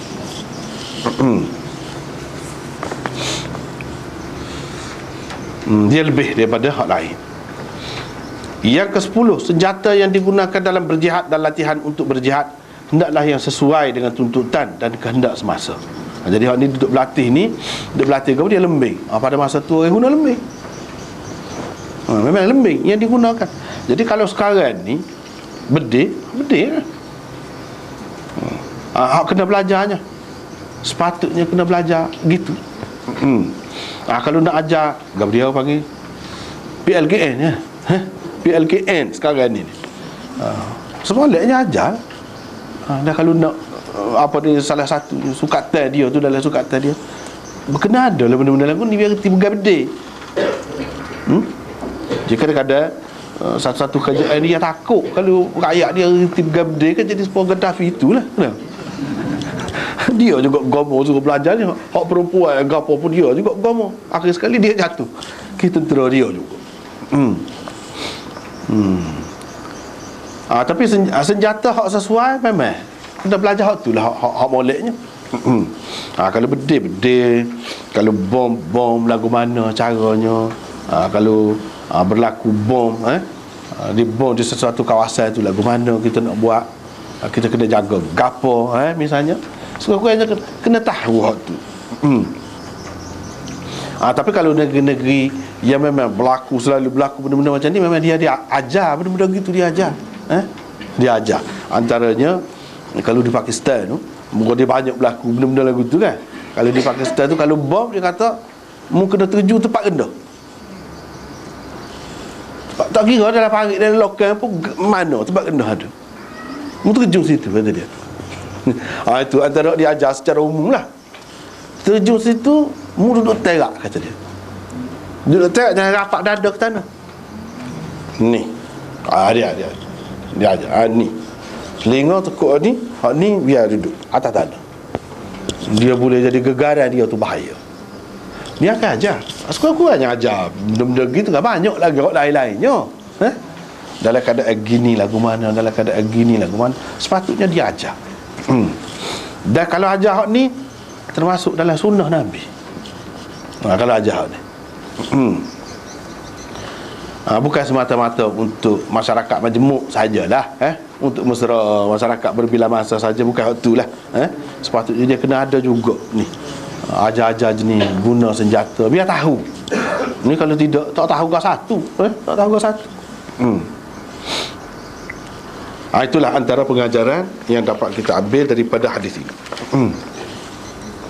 Lepas tu di hujung dia tu, Imam Bukhari sebut Ibrahim bin Al-Munzir menambah dengan riwayat dia tu. Sebab dalam riwayat sebelum pada tu dia tak ada sebut. Ini cara Imam Bukhari memang lagu tu cara dia. Hak tu tak tahannya. Kalau orang hak tak biasa, dia kata, mana? Cuba kita tengok kan, dalam hak mula-mula tu. Orang-orang Habsyah duduk main dalam masjid. Main ke apa? Dia tak ayat main ke apa. Dalam riwayat yang pertama, kecuali dalam riwayat Ibrahim bin Al-Munzir tu tambah, tu ada main lembing mereka. Main lembing. Bukan duduk main tu main lah, bukan. Kalau pakai hadis ni kan duduk main dalam masjid, ikut main gapo pun. Tak boleh. Itu maksud Imam Bukhari pun salah satunya. Hadis ni kita kena tengok. Kalau sini dia sebut main gapo, kena pasti. Lama kan main dacok pula dalam masjid lah. Duduk main haji ke, duduk main teruk ke, bukan dia kata main. Tak boleh gitu. Kena tengok tempat lain. Main gap, hak demo tu main gap. Main lembing. Itu cara nak faham. Jangan tengok sah dia. Kalau tengok sah, apa boleh jadi seperti ini? Main dalam masjid. Kita pun buat kesimpulan tu. Ikutlah main kau apa. Boleh lah. Tak boleh. Kena tengok hadis lain. Macam di sini dia sebut apa ni, main lembing. Main lembing.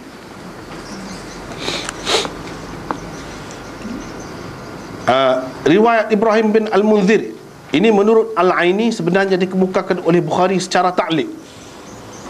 Aini ni salah seorang pensyarah Bukhari lah.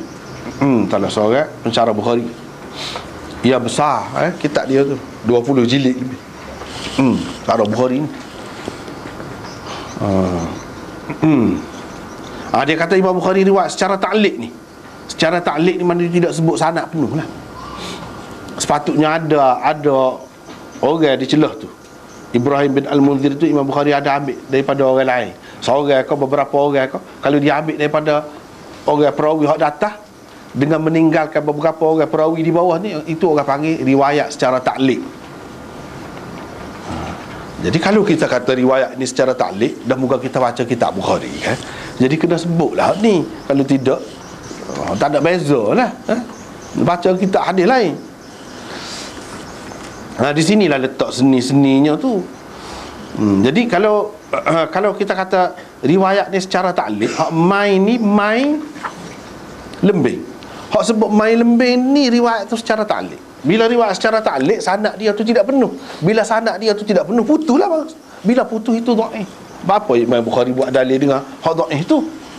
Siapa dia bubuh dalam tajuk Ashabul Hiraq, lembing dalam masjid. Dalam masjid tu tak apalah dalam hadis. Hak mula-mula tu ada dalam masjid tu, tapi main lembing tu tak ada. Kalau ada pun dalam riwayat hak dikemukakannya secara ta'liq.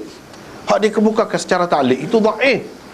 Apa Imam Bukhari buat dalil dengan hak tu? Siapa dia buat kesimpulan daripada hak dhaif tu, kita kata bubuh dalam tajuk dia. Itu benar kalau mengikut hak Aini kata. Tapi menurut Kirmani ni, Kirmani ni syarah Bukhari hak dulu syarah lama 1000 tahun lebih tadi syarah ni. Dia kata Ibrahim bin Al-Munzir itu salah seorang guru Imam Bukhari. Maka Bukhari meriwayatkan daripadanya secara ta'liq tidak lebih daripada satu kemungkinan sahaja. Aini kata, tapi dia kata dulu. Aini ni kata kemudian. Kalau ada orang katalah ini riwayat secara ta'liq, kita kena fikir sebelum kata begitu. Sebabnya Ibrahim bin Al-Munzir ni salah seorang tu guru Imam Bukhari. Kalau kita kata ni dah dia kata Ibrahim bin Al-Munzir meriwayatkan gini-gini, hak ni kita kata riwayat secara ta'liq, itu andaian saja. Mu tahu mana? Kata boleh jadi ada orang lain, itu boleh jadi. Boleh jadi Imam Bukhari ambil terus dengan dia, bukan tu guru dia kan. Macam mana kita boleh kata dengan pasti ini riwayat secara ta'liq tu? Sebab akibatnya apabila kita kata riwayat secara ta'liq, maka dia akan jadi dhaif. Takkanlah Imam Bukhari nak dalil dengan hak dhaif. Hak munasabahnya dak Imam Bukhari ambil ni bukan secara ta'liq, bahkan dia ambil daripada tubuh dia lah. Zada Ibrahim ibn al-Munzir. Ibrahim ibn al-Munzir menambahkan, qala haddathana, dia kata haddathana Ibnu Wahab. Jadi hak ni sebabnya tidak seperti biasa kalau mengikut ini. Kalau mengikut hak seperti biasa ni, hak musnad Imam Bukhari, iaitu dia kata haddathana. Hak ni dia tidak kata gitu. Dia sebut dalam bentuk Ibrahim bin al-Munzir menambahkan. Seseolahnya ni riwayat paling tinggi secara muzakarah, kawan. Riwayat secara muzakarah ni hak tidak rasmi. Tok guru dia ni Ibrahim bin al-Munzir lah katakanlah, meriwayatkan kepada Imam Bukhari. Cuma dia ada sebut, Imam Bukhari pun sebut lah, dia sebut. Tak ada secara rasmi dengan kata haddathana gini dak. Hak itulah Imam Bukhari buat mari zadat. Itu maksud aininya dia pun bukan sebarangan orang juga. Tapi Kirmani kata, kita kata riwayat secara ta'liq itu kemungkinan seandainya saja tu. Bagaimanapun hadis ini tak apa. Kalau kita kata hak ni tidak kuat, andaikan hak ni betul lah seperti ini kata, maknanya riwayat secara ta'liq. Imam Bukhari bubuh dalam tajuk dia tu, dia ambil mana? Dia tak boleh ambil lah sini ni, sebab hak ni tak kuat. Maka ada jawapan dia. Imam Bukhari selalu juga hak dia bubuh dalam tajuk dia tu ada dalam hadis lain. Walaupun tak ada dalam kitab dia, ada lain. Tetapi oleh kerana hak ada tu tidak menepati syarat dia, dia tidak emas. Dia bubuh, dia tidak amari hadis tu dalam di bawah bab ni. Dia hanya bubuh di dalam bab dia tu. Lembing tadi, main lembing tu. Dalam bab dia saja. Misalnya di sini cuba kita tengok. Hadis ini diwasalkan oleh Imam Ahmad dan Ismaili melalui saluran riwayat Uthman bin Umar daripada Yunus, daripada Zuhri dan seterusnya. Di atas tu serupa lah. Tetapi di dalamnya juga tidak terdapat perkataan masjid. Tapi dalam hal tu tak ada pula dalam masjid, main saja. Main lembing ada, dalam masjid tak ada pula tu. Jadi tak apa kemas juga. Imam Muslim menghilangkan kemuskilan di dalam sahihnya apabila beliau meriwayatkan daripada Abi Tahir Ibn Sarh, daripada Ibni Wahab, daripada Zuhri dan seterusnya di atas tu serupa lah. Di dalamnya tersebut gini, dalam Muslim tu boleh jadi Imam Bukhari isyarat tu hadis dalam Muslim, iaitu wal habasyah yal'abuna bi hirabihim fi masjid Rasulillah. Dalam riwayat ni sebut kedua, main dalam masjid, main gapo, main lembing. Kedua-duanya sebut. Berdasarkan riwayat ini, kedua-dua perkataan lembing dan di dalam masjid tersebut di dalam hadis yang sama. Apa yang ditambah oleh Ibrahim bin al-Munzir ialah perkataan bihirabihim di akhir hadis riwayatnya. Hak tadi, Imam Bukhari tadi. Riwayat inilah yang menjadi landasan Bukhari untuk menyebutkan perkataan ashabil hirab di dalam tajuk bab di atas. Ini bagi orang yang nak perhati kesesuaian tajuk dengan hadis yang dikemukakan itu, perlulah ambil kira benda ni. Perlulah ambil kira. Kalau nak kira memang benda ni ada dalam Muslim tu, memang ada waktu tu. Tapi Imam Bukhari dia ada banyak maksud lain. Apa dia tak ambil orang Muslim? Boleh kalau dia nak ambil, tak sih saja dia. Sebab kita kata baru ni lah, dia saja ambil orang susah. Dia nak ceritanya orang yang pandai, tidak nanti lawan. Tak ada belah mana pun hak terang pun dia boleh guna juga. Dia boleh guna juga. Tapi orang hak tak pandai, hak terang ada depan dia pun dia tak nampak lagi.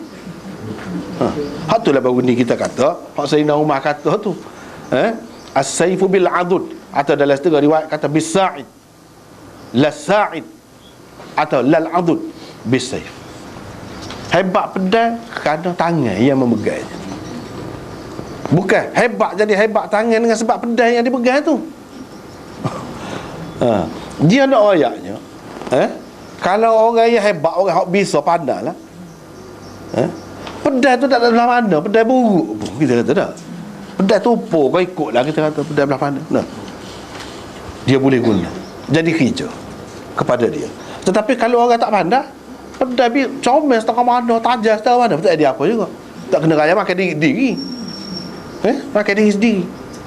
Jadi Imam Bukhari ni lagu tu lah juga. Dia seorang yang pandai dalam nak memahami hadis ni. Walaupun tidak terat, dia lebih suka gitu. Barulah nampak bisa tu kan.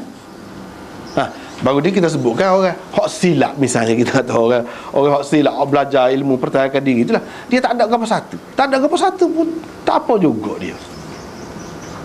Apatah lagi kalau ada sepedang kau gapo, tak ada apa satu pun tak kena juga dia. 10 orang duduk depan, ada macam-macam senjata, tak kena. Sebab apa? Dia pandai.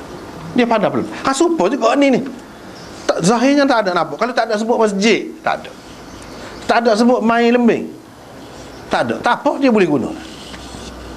Dia ada cara dia. Dia ada cara dia. Begitulah cara Imam Bukhari. Tapi kalau kita perhati tempat lain memang ada sebut dengan jelas. Hak peristiwa ni berlaku dalam masjid. Lepas tu hak main tu, hak kata main-main tu main lembing. Jelas. Tapi kita dalam menghadapi hadis ni, kita tak boleh terikat dengan zahir dia. Tak boleh terikat dengan zahir dia. Misalnya kita kata Nabi naik unta, jadi unta lah kena naik. Tak boleh gitu. Bukan lagu tu caranya. Kalau lagu tu jadi sempit lah, terhadna lah. Sebab banyak perkara hak ada zaman Nabi tu tak ada zaman kita. Hak ada zaman kita tak ada zaman dia. Jadi terhad benar lah. Dia tak boleh fikir gitu. Kita kena fikir gini. Apa dia naik unta? Apa dia naik kuda? Dia jalan kaki pun boleh kan? Siapa juga kalau jalan kaki pun nak cepat lah. Tu kita kena fikir tu. Tujuan nak cepat siapa? Itu tujuan. Begitu juga hak ni kalau sebut lembing, apakah nak khususkan dengan lembing saja? Tidak, senjata maksud dia. Jangan kita kata hak boleh main dalam masjid tu lembing, sebab dalam hadis disebut lembing. Jadi lembing lah. Tak boleh kalau main kau nak. Itu cara tak betul tu kalau faham lagu tu. Kita kena faham supaya tak di. Betul dia naik unta, dia naik kuda, dia tak naik kapal terbang, dia tak naik kereta api, dia tak naik kereta. Muka tak ada sama dia. Kita kena faham apa dia naik. Sepatutnya gitu. Baru selesai. Barulah boleh ikut kait berlaku. Supaya juga ni Imam Bukhari sebut lembing sebab dalam hadis sebut lembing, tapi bukan makna khusus lembing di sini. Mana main senjata. Main senjata, berlatih menggunakan senjata di dalam masjid itu boleh. Dalam masjid pun boleh. Kalau luar tu lagilah boleh. Dalam masjid pun boleh. Ini termasuk dalam perkara-perkara yang zahirnya nampak tidak sesuai dibuat dalam masjid. Tapi kalau keadaannya, suasananya, niatnya betul molek, boleh juga dalam masjid pun. Suasana tu lagu mana? Seperti kita kata tadi, orang tidak duduk semaya. Orang tidak duduk semaya. Lepas tu berlatih sungguh-sungguh, molek, cuba kawal lah diri tu. Jangan siapa riuh rendah pula. Riuh rendah pula. Jangan buat siapa jadi gelanggang pula masjid tu. Sebab hak utama apa dia dalam masjid? Semaya. Hak tu hak utama.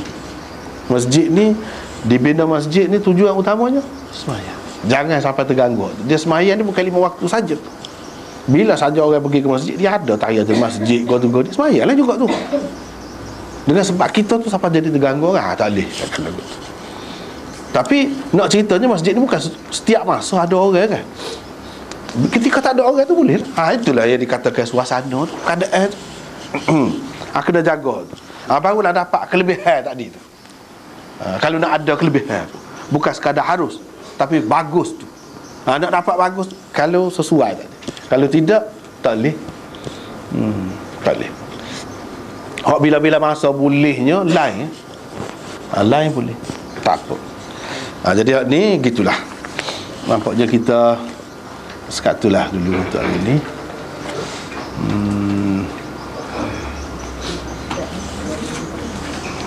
Ini panjang pula sekatu. Allahuakbar.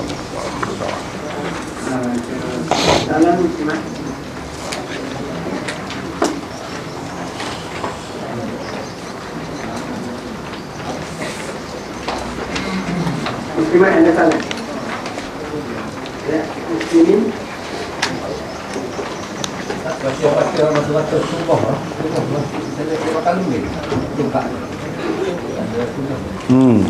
Itu pun termasuk dalam sunnah juga. Tapi bukan lembing saja. Hak sunnahnya anak panah pun dia ada pegang. Kalau kita pegang bedil sekarang ni boleh. Sebab jangan kita terhadkan dengan hak tu. Hak tu tukar tu sampai itu. Orang main tukar tu kan. Tukar lembing tu cara sampai itu. Tetapi sebagai simbol tak apalah. Mana simbol senjata. Kalau kita kata buat pedang, bukan maksud pedang, khusus pedang tu senjata maksud. Jadi hak tu pun sebab Nabi ada, dia pegang gitu. Setengah-setengah ulama kata ada ketika dia tidak pegang. Jadi tak apa, tak ada pun. Sebab tu Imam Ahmad, pokok dia kan, kalau mazhab Ahmad tangan biasa gini ya, semua biasa lah. Gini-gini nak akak tangan. Tapi kalau mazhab Syafi'i tak boleh lah gitu. Dia kena tetap tegak gitu. Tapi kalau iyalah. Tak apalah waktu tu mana-mana tak apa. Ada kiri alik kanan tak apa. Sebenarnya jangan kita hadkan dengan tukak kita sekarang ni kan. Kebanyakan masjidnya tukak.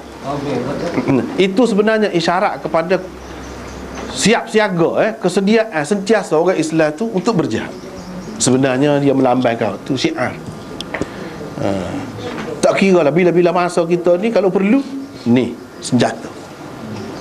Lembing ke, tombak ke, tongkat ke, ada panah ke, zaman Nabi dia ada guna belaka. Jadi kalau kita kata kalau nak guna anak panah pun serupa juga dengan tukak. Kalau lah dia orang tak guna panah, dah lembing tu kapok tu. Kalau kita pegang anak panah, apa pegang anak panah pula kita kata tak. Sebenarnya ada dalam sunnah. Kalau pegang pedang tak ada zaman Nabi. Tapi tak ada pun maksud dia sama. Boleh juga.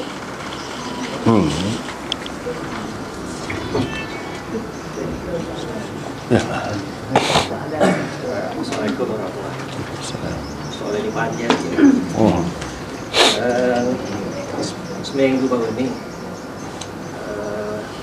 seorang sahabat saya sekelas sampai sekolah tu lah, sampai sekolah menengah tu. Dan ni buat PhD di UK dalam bidang counselling. Seminggu baru ni dia post dalam satu grup pelajar-pelajar MRSM lah, berkaitan dengan Syiah. Dia pernah kita bincang juga dah. Dia kata sebab apa Abu Hurairah tu baru masuk Islam kata. Tapi riwayat hadis banyak. Sedangkan sahabat-sahabat lain masuk Islam lama dah. Riwayat hadis sikit. Kita bincang dah sebenarnya. Lepas tu masalah saya lah ni ya, dia post pula hadis-hadis yang dia kata yang Abu Hurairah riwayat yang meragukan daripada Bukhari. Sebab dia bunyi itu pas lah. Pernah juga Ustaz bincang mengenai hadis Nabi Sulaiman menggilir 70 isteri itu. Ada dengan Bukhari Ustaz lah. Kemudian dia kata hadis berkenaan dengan Nabi Musa mandi tu dan batu keluar. Kemudian yang dua lagi tu saya buka ensiklopedia hadis Bukhari ni, saya tak jumpa dalam Bukhari, saya tak tahulah ni dalam Bukhari ke tidak. Iaitu Allah melaknat orang Yahudi dan Nasrani disebabkan mereka menjadikan kuburan para nabi mereka sebagai masjid. Jadi saya tak tahu Gabriel yang meragukan dia ni, saya tak tahu. Cuma dia bagi hadis ni lah. Dan selagi berkenaan dengan hadis berkenaan dengan tidur atas lembu jantan. Lepas tu lembu tu boleh kecek lah. Kata dia tak makan serigala lah. Nak makan lembu tu serigala tu tak jadi nak makan kerana ada petani ada. Kemudian serigala tu kata macam mana pula dengan hari Sabtu minggu depan tu kalau petani tak ada dia. Jadi Pak hadis tu dia tubik dalam forum untuk pelajar-pelajar yang merasa baca. Berkenaan dengan hadis ni ke mana nak saya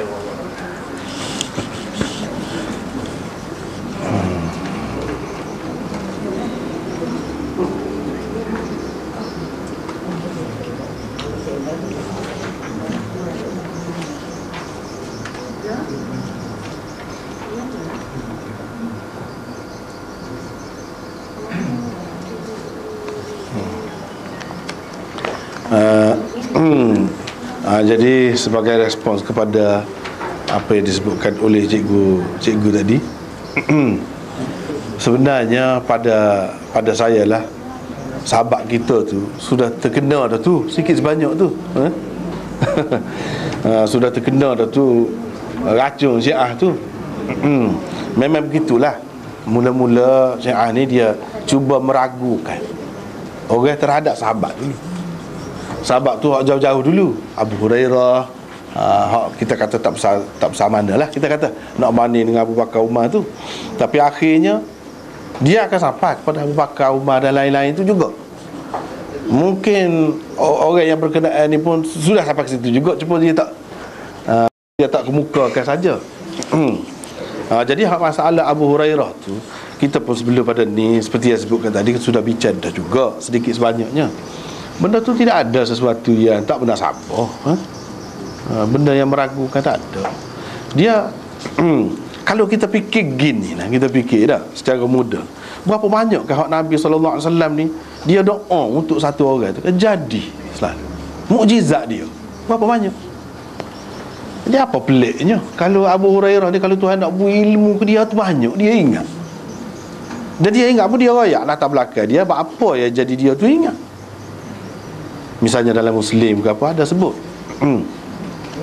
iaitu Nabi pernah doa untuk dia secara khusus beberapa kali, bukan sekali.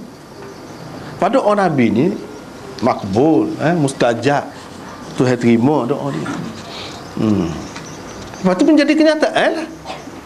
Jadi kalau doa Nabi gitu, tiba-tiba Abu Hurairah ni riwayat sikit je, mana doa Nabi tu nak jadi kenyataan? Tapi dia, kalau dia dalam masa yang sekejap, pada tahun yang ke-7 dia masuk Islam, bila berlaku perang Khaybar, maknanya 2-3 tahun. Lepas tu buat Syiah ni, dia kata 2-3 tahun tu pula bukan Abu Hurairah duduk di Madinah saja, dia pergi rata ke Bahrain, ke mana Nabi hantar dia pergi nak pungut zakat.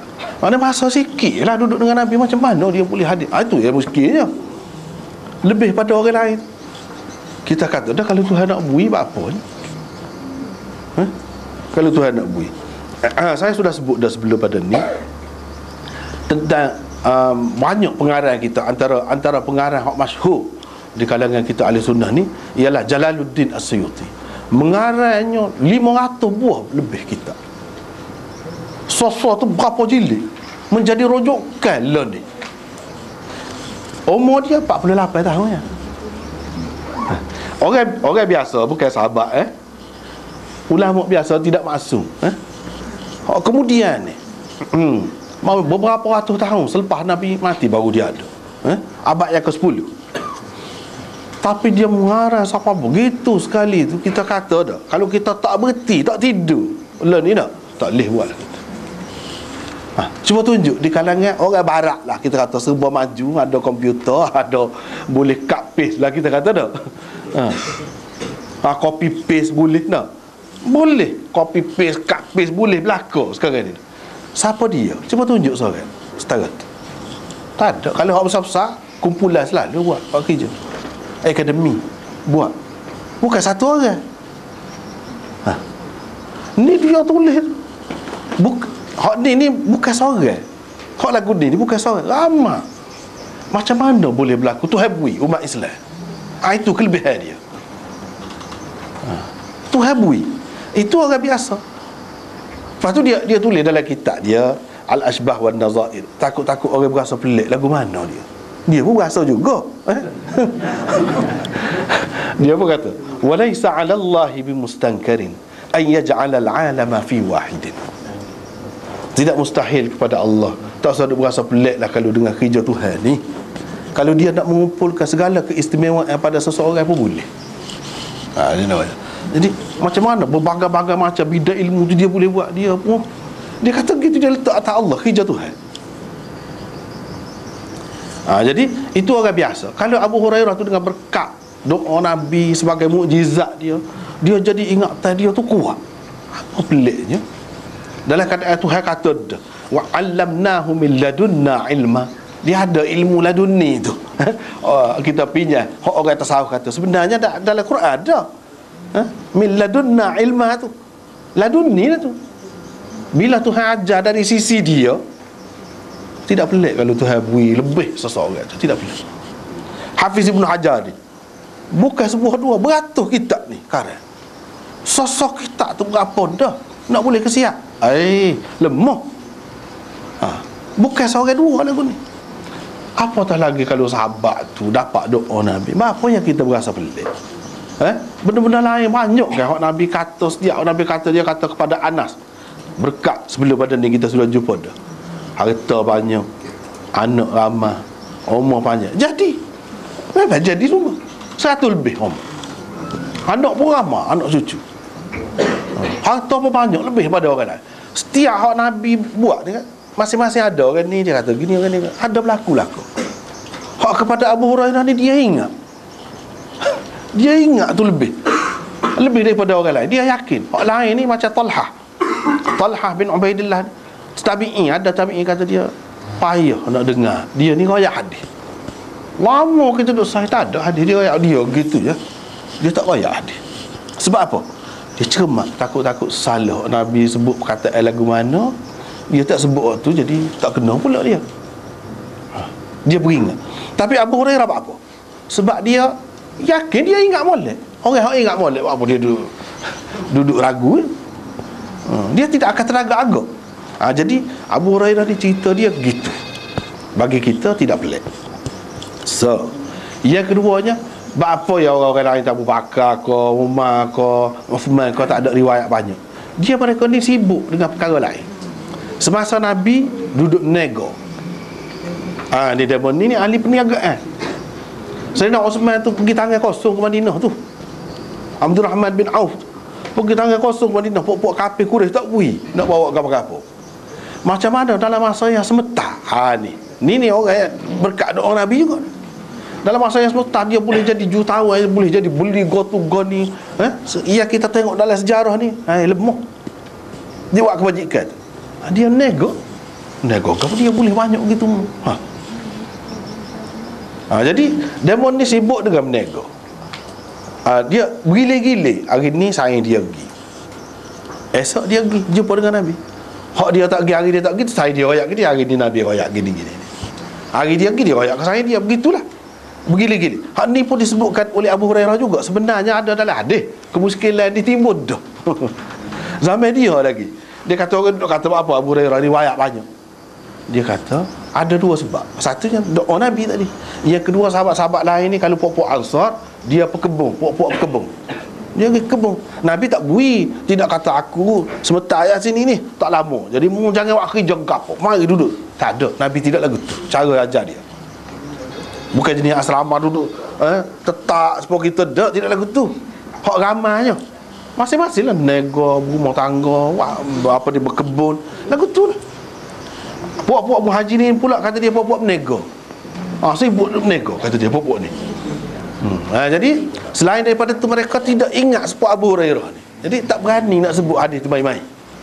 Lepas tu bila lepas pada Nabi mati, demon ni jadi pemimpin pula. Jadi pemimpin ni dia sibuk dengan hadiah lah, dengan politik, masalah negara.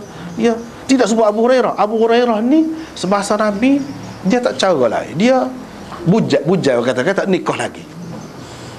Walaupun sementara dia duduk dengan Nabi, tak tinggal Nabi. Cukup nak lapik perut je dia. Ada kalanya dia ikat perut dia dengan batu. Lapar. Pergi tak lepas, tak tinggal Nabi. Itu semasa dia masa-masa duduk mengaji. Dia ni salah seorang ahli suffah. Selepas pada tu dia jadi tunggu mengajar semua. Itu bezanya. Jadi latar belakang dia tu tidak sama. Bukan maksud kita orang ahli sunnah ni susuk hadis siapa-siapa, tak ada. Kena kira ni riwayat Sayyidina Ali lebih banyak lagi daripada Sayyidina Uthman. Bapa Sayyidina Uthman tu orang rapat kan juga, menatu dia juga. Bapa tak banyak hadis. Sebab dia sibuk perkara lain. Dia tahu dah benda ni orang lain pun boleh royak, bukan tahu juga. Ada masing-masing kerja, masing-masing tugas dah. Itu bendanya. Latar belakang Abu Hurairah ni. Jadi baru ni yang kita baca minggu lepas, minggu dulu, tentang Abu Hurairah ni. Dia minta Nabi doa. Ni kena beringat ni, kita orang Islam ni kena beringat sikit. Minta apa ni, antaranya dia sebut mak dia ni kerah mak dia. Dia ajak masuk Islam tak sih. Ada sekali tu dia kata kita ajak dia masuk Islam, dia kata huduh tu pada Nabi lah. Dia tak sanggup dengar lah mak dia ni gitu. Dia pun pergi jumpa dengan Nabi Rasulullah, minta doa lah biar Tuhan beri hidayah ke mak Abu Hurairah ni, kata dia. Nabi pun doa lah. Dia pun cepat-cepat balik. Cepat-cepat balik. Yakin dia tu. Balik tu dia bunyi mak dia duduk guna air, pintu tutup, duduk guna air. Dia kata tunggu situ lah, jangan gimana, tunggu situ di pintu tu. Lepas tu sudah tu mak dia tubik dengan tak ada tudung ke apa, tubik. Dia pun depan pintu tu dia ngucap selalu, asyhadu an la ilaha illallah wa asyhadu anna Muhammadan abduhu wa rasuluh. Itu ngucap dia. Abu Hurairah pun suka, tak kira lah, enggak pergi pula jumpa dengan Nabi pula. Royak mak dia Islam dah, Tuhan terima. Selalu. Lepas tu Abu Hurairah pun minta doa, ya Rasulullah, doalah untuk aku biar orang-orang mukmin, orang-orang Islam ni semua sayang kepada aku dan mak aku. Dan aku pula, aku disayang kepada orang-orang Islam, orang-orang mukmin semuanya. Nabi pun doa gitu. Kita beringat sikit. Sebab itulah Abu Hurairah kata jadi tanda, kata dia, orang-orang mukmin tak ada orang mukmin pun yang benci kat aku, kata dia. Kalau duduk pertikai, duduk ragu, duduk benci, duduk itu tu rusing kita tu. Rusing tu. Kena hadis tu. Doa Nabi tu. Nabi doa benar. Biar orang mukmin, orang Islam kasih kepada dia. Jadi sudah timbul keraguan ni sebab apa? Ini penyakit Syiah ni lah. Sebab tu kita kata Syiah ni bahaya, teruk. Dia membuatkan orang ni jadi benci kepada generasi yang begitu sekali dididik oleh Rasulullah, mendapat keberkatan berapa banyak Rasulullah. Kita ni gab dia ada. Kita ni gab dia. Dia tu penuh dengan peristiwa-peristiwa lagu tu. Dalam kitab yang sahih sebut benda-benda lagu tu. Jadi tu yang kita usinya. Dia petika-petika saat ni lah, maka kegapo gitu tu lah pulaknya. Jadi Syiah ni dia boleh buat orang sampai gitu. Tu yang kita duduk itu sangat tu gomo tu. Orang ramai dia tak tahu apa hidup gomo. Dia rusak akidah kita ni. Ada kalau saat ni tu bahayalah tu. Lepas tu dia duk sebut gini-gini. Tu benda tidak pelik, benda tu. Ulama-ulama sudah bahas dah kalulah. Mengaji je, insya-Allah jumpa, jumpa. Mengajilah. Misalnya masalah apa dia tadi? Contoh Abu Hurairah. Nabi Sulaiman. Pada kita sudah bicara, sudah jawab dah benda-benda lagu tu sebenarnya. Apa tu dia katak batu tu, bekah batu gapo tu kan? Benda-benda tu tidak pelik benda tu. Tidak pelik, boleh berlaku. Boleh berlaku. Jadi maksud dia nya ayat menghina Nabi Musa lah. Muka cerita Nabi Musa tu mandi telanjang. Dia buat ikut tu. Dia buat ikut tu. Mandi telanjang tu bukan depan orang. Kita sudah bicara dah sebenarnya ni panjang dah. Tak perlu ulang lah. Tak perlu ulang. Jadi lebih kurang gitulah. Wallahu a'lam.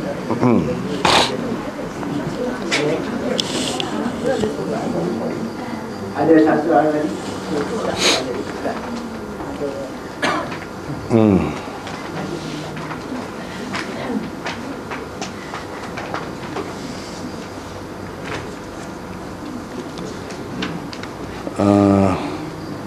Hadis ni sahih ke tidak? Aku tidak melihat untuk dua orang bercinta seperti nikah. Ini penawar untuk dua orang bercinta seperti nikah. Dari segi makna dia tu tu. Tapi dari segi kedudukan dia tu tidak kuat mana. Tapi boleh pakai hak ni. Boleh pakai. Adakah tidak boleh niat ikhtilaf dalam surau ni? Tak faham ni soalan ni. Niat ikhtilaf. Iktikaf adakah tak boleh niat iktikaf dalam surau? Surau tak boleh. Iktikaf ni dia khusus dengan masjid je.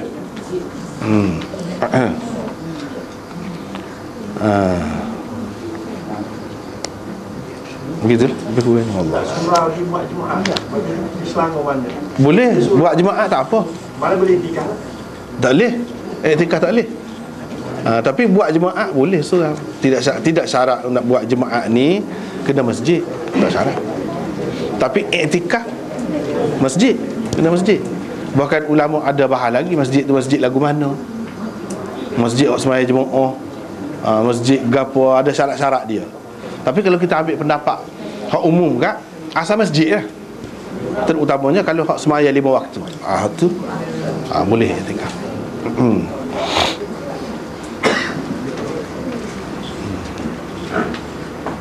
Okey, jadi saya kita dan malam tuan buku ustaz ni masih ada sikit lagi. Betul tuan ni. Yang belajar boleh katakan saya mengucapkan mewakili yang pasti saya ucapkan tanya pada pelajar ramai yang sudah masuk ke tahun final. Jadi yang baru ni kita ucapkan selamat datang, semoga ramai ini dapat lepas. Jadi marilah kita ada wakaf itu dan kota masih buka dan pembelian dan rumah tapi resit awal jiwa ini boleh bayar dia. Jadi kita resit macam kita pada ilmu macam